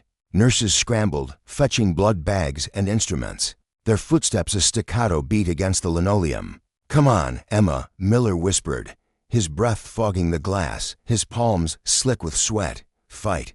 Baby girl, please, fight." Time stretched into an agonizing eternity, each second a hammer blow to his chest. He couldn't look away, couldn't blink, as the women he'd dismissed poured every ounce of their skill into saving his child. Then, at last, Rachel's voice broke through the haze, bleeding's under control, BP's stabilizing. Miller's knees buckled, and he collapsed into the chair, his chest heaving. Below, the twins shared a glancey fleeting, wordless exchange of relief before diving back into their work with renewed vigor. The nurse, who'd lingered silently by the door, spoke again, her voice soft but firm. "I've been with them 3 years. They're the best trauma surgeons I've ever seen. But it's more than that. After all they've endured, all the profiling, the disrespect, they never let it touch how they care for people. Not their patients, not their families." Miller's mind churned, replaying his own action show, quick he'd been to judge, to wield his badge like a weapon, to diminish them. Now, here they were, holding his daughter's life in their hands, their focus unbroken by the past. Through the glass, he caught the faint crinkle of Sarah's eyes above her mask, a sign of some quiet exchange with her sister, a moment of connection amid the chaos. "We're lucky," the nurse added, stepping toward the door. "Most doctors would have handed off a case like this, with the history involved. But when they heard it was your daughter, they didn't even blink. That's who they are." She slipped out, leaving Miller alone with the weight of his thoughts, the steady beep of Emma's heartbeat echoing through the glass, a rhythm that mocked the fragility of his own assumptions. 7 grueling hours after the first incision, Sarah finally stepped back from the table, her shoulders sagging as she peeled off her blood-streaked gown. Rachel took over, her hands deftly closing the incisions, sealing the battleground of Emma's body. They'd conquered the worst of it, ruptured spleen excised, the brain swelling tamed, the bleeding stanched. In the observation room, Miller remained rooted to his spot, the coffee cold in his grip, the sandwich untouched. His eyes tracked Sarah as she rubbed her bloodshot eyes, her mask dangling from one hand, before she trudged toward the exit. Minutes later, she appeared in the doorway behind him, her presence quiet but commanding. "Officer Miller," she said, her voice hoarse from hours of shouted orders, "Emma's stable. We've done all we can for now. The next day will be the real test, but I'm hopeful, cautiously hopeful." Miller rose on trembling legs, his throat thick with emotion. "Thank you," he croaked, tears burning at the edges of his vision. "Thank you for saving her." Sarah's gaze softened, a flicker of something human breaking through her professional armor. "She'll be in recovery soon. You can see her in about an hour, once we've got her settled in the ICU." She reached for Emma's chart, her fingers brushing the pages with a tenderness that belied the exhaustion in her frame. As she turned to leave, Miller stood frozen, staring at the empty doorway. Justice, he thought, wasn't just the badge he wore or the power he'd abused. It was this, to women rising above his failures to save what mattered most. The consequences of his actions stretched far beyond that roadside stop, rippling into the sterile room where his daughter's life hung in the balance. He'd been given a second chance, not just for Emma, but for himself, to confront the wounds he'd inflicted, to unlearn the prejudices he'd carried. Below, the monitors sang a steady song of survival, but Miller knew his own healing had only just begun. In the sterile glow of the operating room, the air was thick with tension and the faint hum of machines. Officer Miller stood silently, his chest tight with a storm of emotions he couldn't quite name. As he watched Dr. Rachel Carter weave the final sutures into his daughter Emma's scalp, her hands moved with a grace that belied the grueling hours she'd just endured, each stitch a testament to her unshakable resolve. "She's a fighter, your daughter, Doctor," Rachel murmured, her voice steady despite the exhaustion tugging at her features. Her vitals held strong, even through the toughest moments. Miller nodded, his throat constricting too much to form words. He felt the weight of the day pressing down on him, hours of fear, guilt, and a dawning realization that he'd been so terribly wrong. Above them, in the observation room, Dr. Sarah Carter scribbled notes on a chart, her face a mask of calm focus. Miller's gaze shifted to her, and he felt a pang of shame twist deeper into his gut. "Dr. Carter," he began, his voice faltering as he corrected himself. "Doctor." "Sarah, I need to say something." She lifted her eyes from the paperwork, her expression unreadable but her attention unwavering. The words spilled out of him, raw and unsteady. "What I did to Di, how I treated you and your sister, it was wrong. Completely wrong." His hands trembled slightly as he spoke, the emotion threatening to overwhelm him. "I've been a cop for 15 years. I told myself my instincts were sharp, honed by experience. But today showed me I was just hiding behind prejudice. I judged you both without reason, and I'm ashamed, deeply ashamed." Sarah didn't respond immediately. Below, Rachel finished her work, issuing quiet instructions to the surgical team as they prepared Emma for the move to recovery. The room buzzed with controlled, urgent nurses adjusting monitors, the clink of instruments being set aside, but Sarah's silence felt louder. When she finally spoke, her question caught Miller off guard. "You know what the hardest part of medical school was?" Her tone was measured, almost conversational, but there was a weight behind it. "It wasn't the endless nights of studying, or the brutal exams, or even the residency that left us running on fumes. It was walking into a patient's room and watching their face fall when they saw me, hearing them demand a real doctor. It was being mistaken for a janitor in my white coat, or getting pulled over on my way to an emergency surgery, forced to prove I belong over and over again." She paused, her eyes drifting to her sister below, who moved with quiet efficiency despite the toll of the day. "Rachel and I made a pact," Sarah continued, her voice softening but resolute. "We swore we'd never let anyone's ignorance stop us from being the best doctors we could be. Every patient, every family, doesn't matter who they are or what they've said to us, they deserve our all. No exceptions." Miller felt a hot sting behind his eyes, tears threatening to spill. "I delayed you," he choked out. "Because of me, you almost didn't make it here in time. If Emma had Sarah cut him off, her voice firm but not unkind.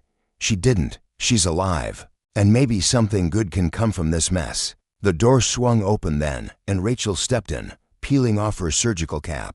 Her dark hair was matted with sweat, her face etched with fatigue. But there was a flicker of satisfaction in her eyes. Emma's on her way to recovery, she announced. Her initial post-op readings are solid, better than we could have hoped. Miller turned to face them both, his heart pounding with a mix of gratitude and remorse. I know words don't fix this, he said, his voice thick, but I need you to hear me.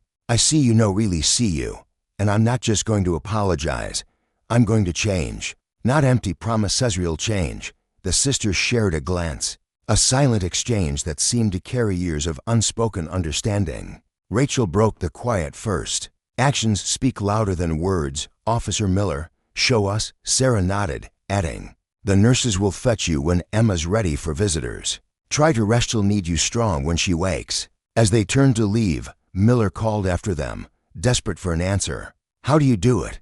How do you keep going, keep caring? When people like me, Sarah paused at the door, her hand resting on the frame.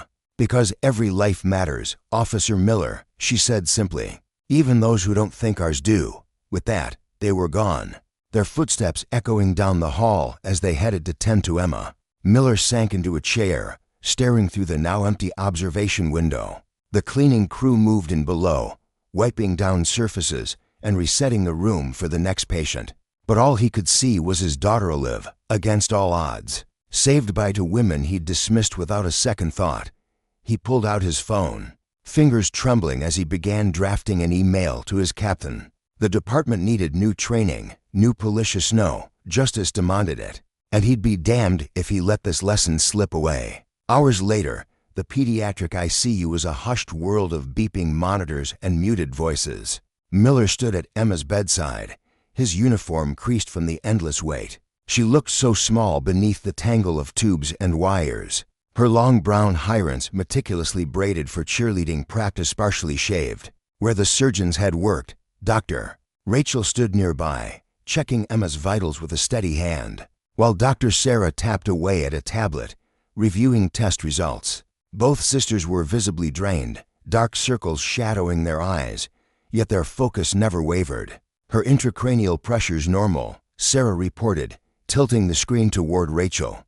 No swelling, Rachel nodded, tweaking in for drip with precision.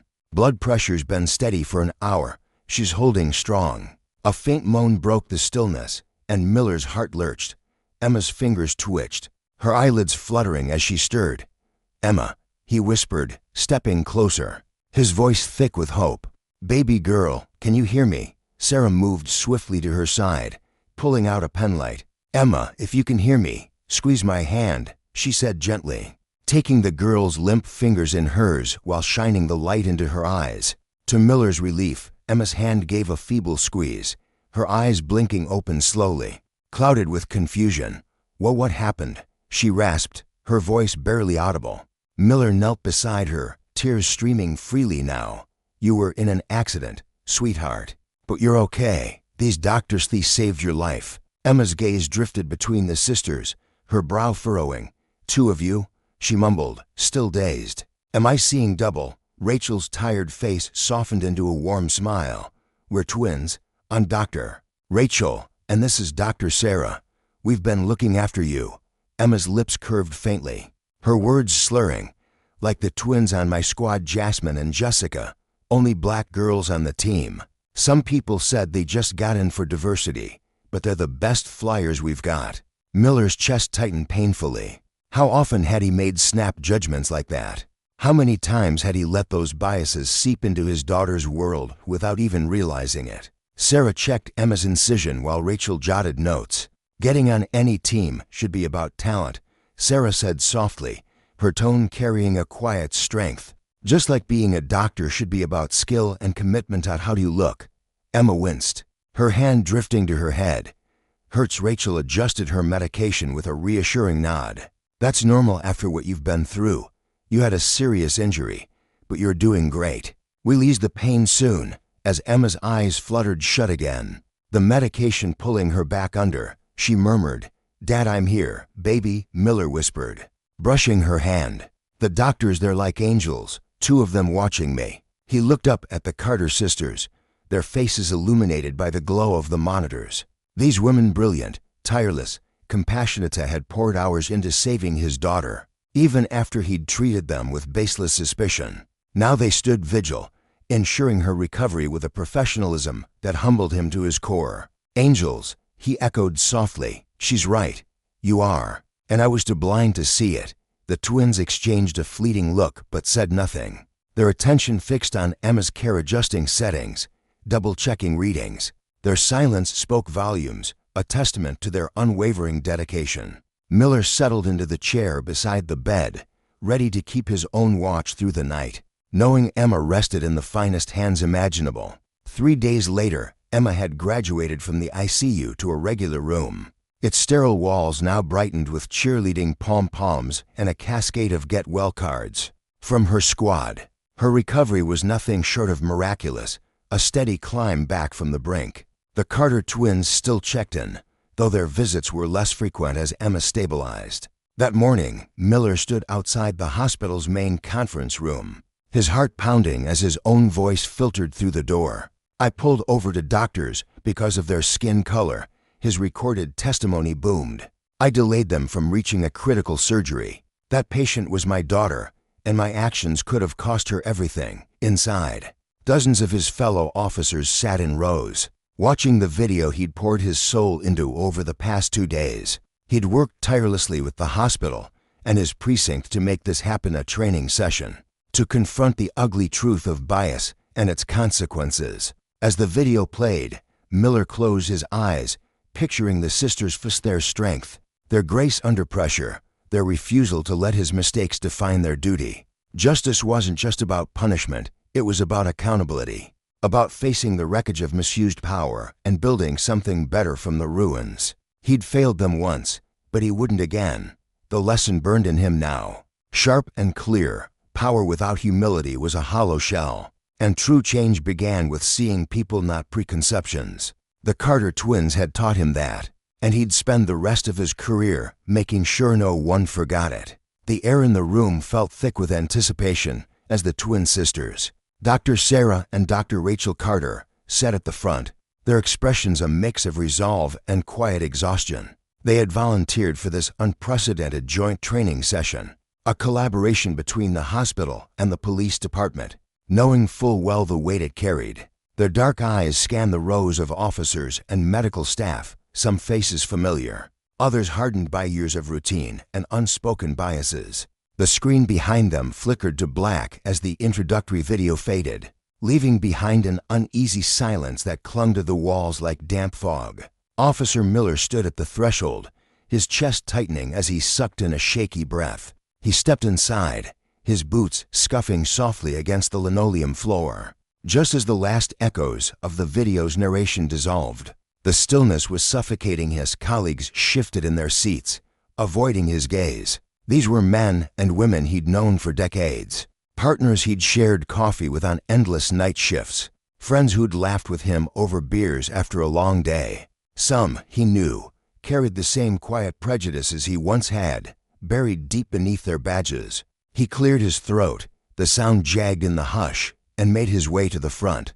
"That's my story," he said, his voice low but steady, reverberating with a rawness he couldn't hide. "But it's not just about me. It's about every time we pull someone over because of how they look, every time we see a threat instead of a person, every second we let our snap judgments drown out reason." Dr. Sarah Carter rose to her feet, her white coat pristine against the muted tones of the room. She carried herself with a quiet authority that demanded attention, her chin lifted as if daring anyone to challenge her presence. 3 months ago, she began, her tone measured but edged with a simmering frustration.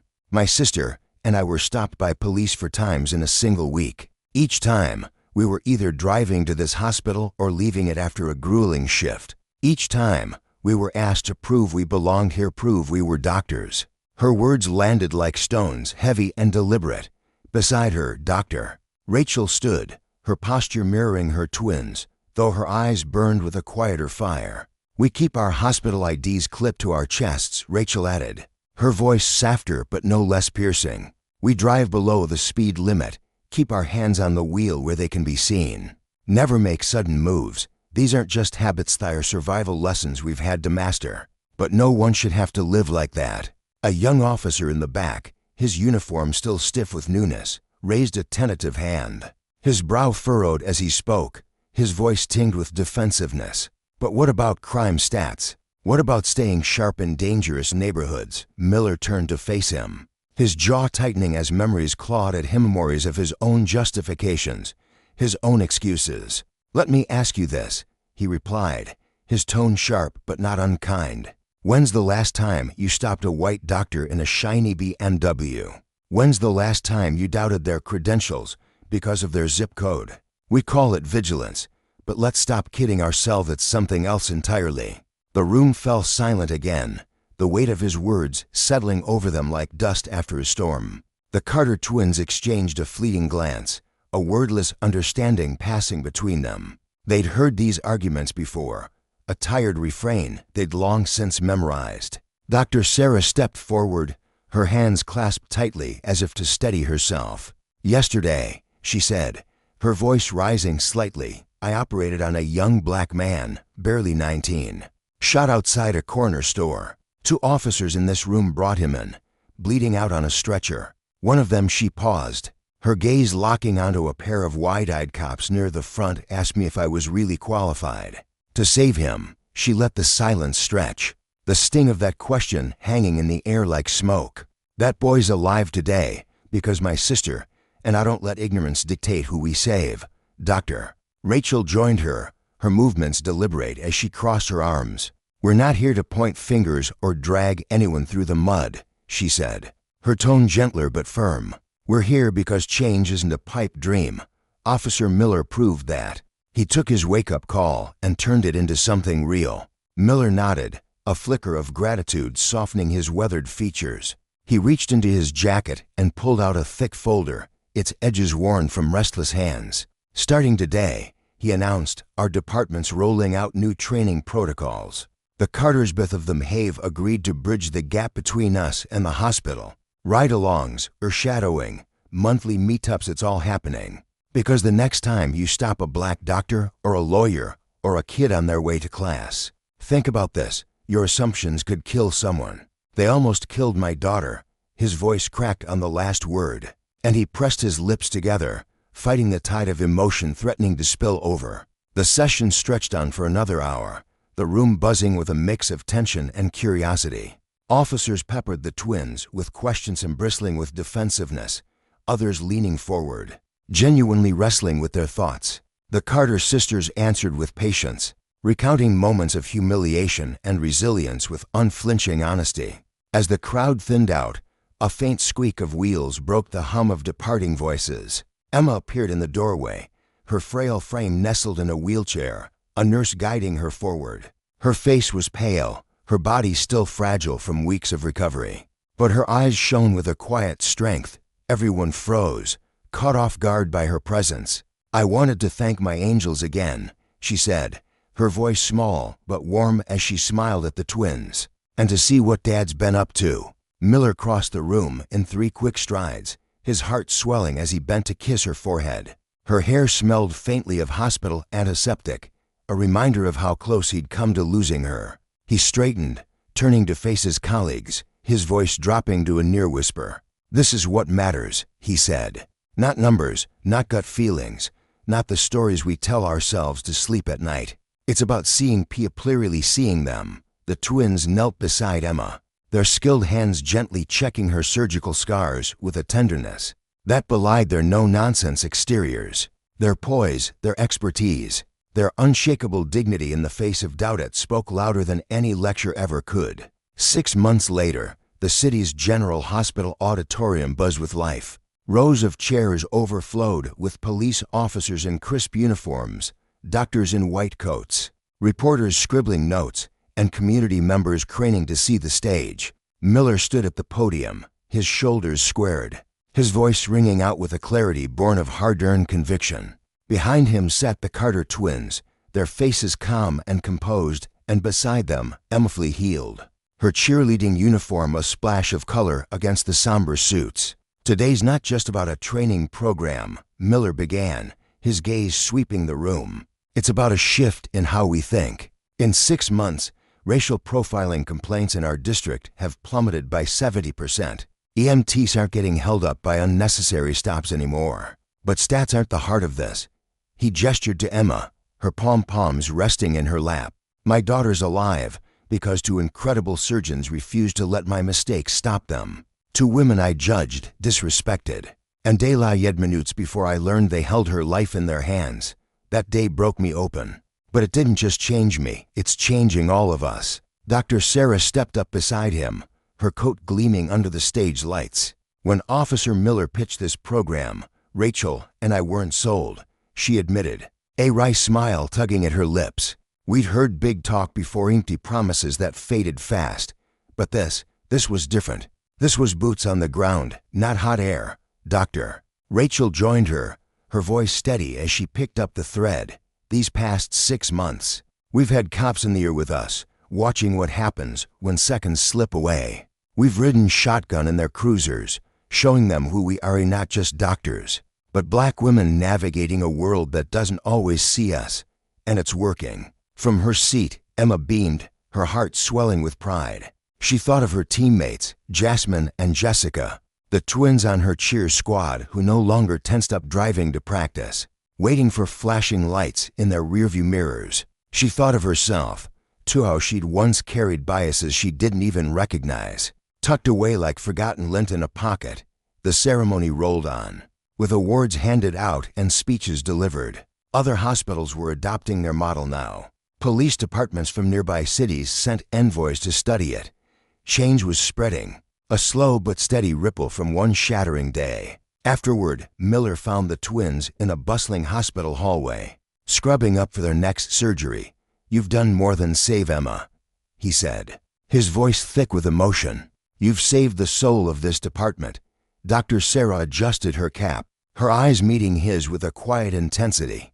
Change starts with one person, Officer Miller. You were ready to shift, most aren't, but the ones who are need to see it can be done. Dr. Rachel nodded, adding, that's what this program does, it shows them the way. Emma bounded up beside her father, her steps light with the confidence of someone who'd stared down death and walked away. Dad, can we still get ice cream after my checkup next week? She asked, her grin infectious. Always, sweetheart, he replied, then turned back to the twins. But first, we've got something for you. Emma dug into her jacket, pulling out 2 velvet boxes. Inside each gleamed a silver pendant shaped like an angel's wing. You called them angels that night, Miller said, his voice softening as he glanced at his daughter. And they are, Emma chimed in, pressing the gifts into their hands, angels in surgical caps. The twins accepted them with warm, surprised smiles. But a sharp beep from their pagers cut the moment short. Speaking of caps, Sarah said, glancing at the alert, duty's calling. Multi-car pile-up inbound. Rachel smirked faintly. No police escort needed this time. Roads stay clear for us now. They hurried off toward the air, their strides purposeful, their silhouettes fading into the chaos of the hospital. Miller watched them go, a lump rising in his throat. To brilliant doctors, to tireless healers, to disguised saviors. He thought of how his own blindness had nearly cost him everything, and how they'd turned that near tragedy into a movement. Emma slipped her hand into his, her voice bright. They're amazing, aren't they, Dad? They are. Baby girl, he murmured, squeezing her fingers. They really are. As they headed toward the clinic for her follow-up, they passed a new plaque mounted on the wall. Prejudice delays, understanding saves lives. Beneath it, etched in bronze, were 2 footprints, a police boot and a medical shoe, side by side, moving forward together. What began as a tale of a flawed cop and his steadfast doctors had grown into something bigger, a living proof of redemption, a tribute to forgiveness, and a victory of dignity over division. That day didn't just save a mate, sparked a quiet revolution, mending one heart, one mind, one life at a time. And in its wake, justice and the bitter cost of power's misuse shone clearer than ever, a lesson carved deep into the city's beating heart.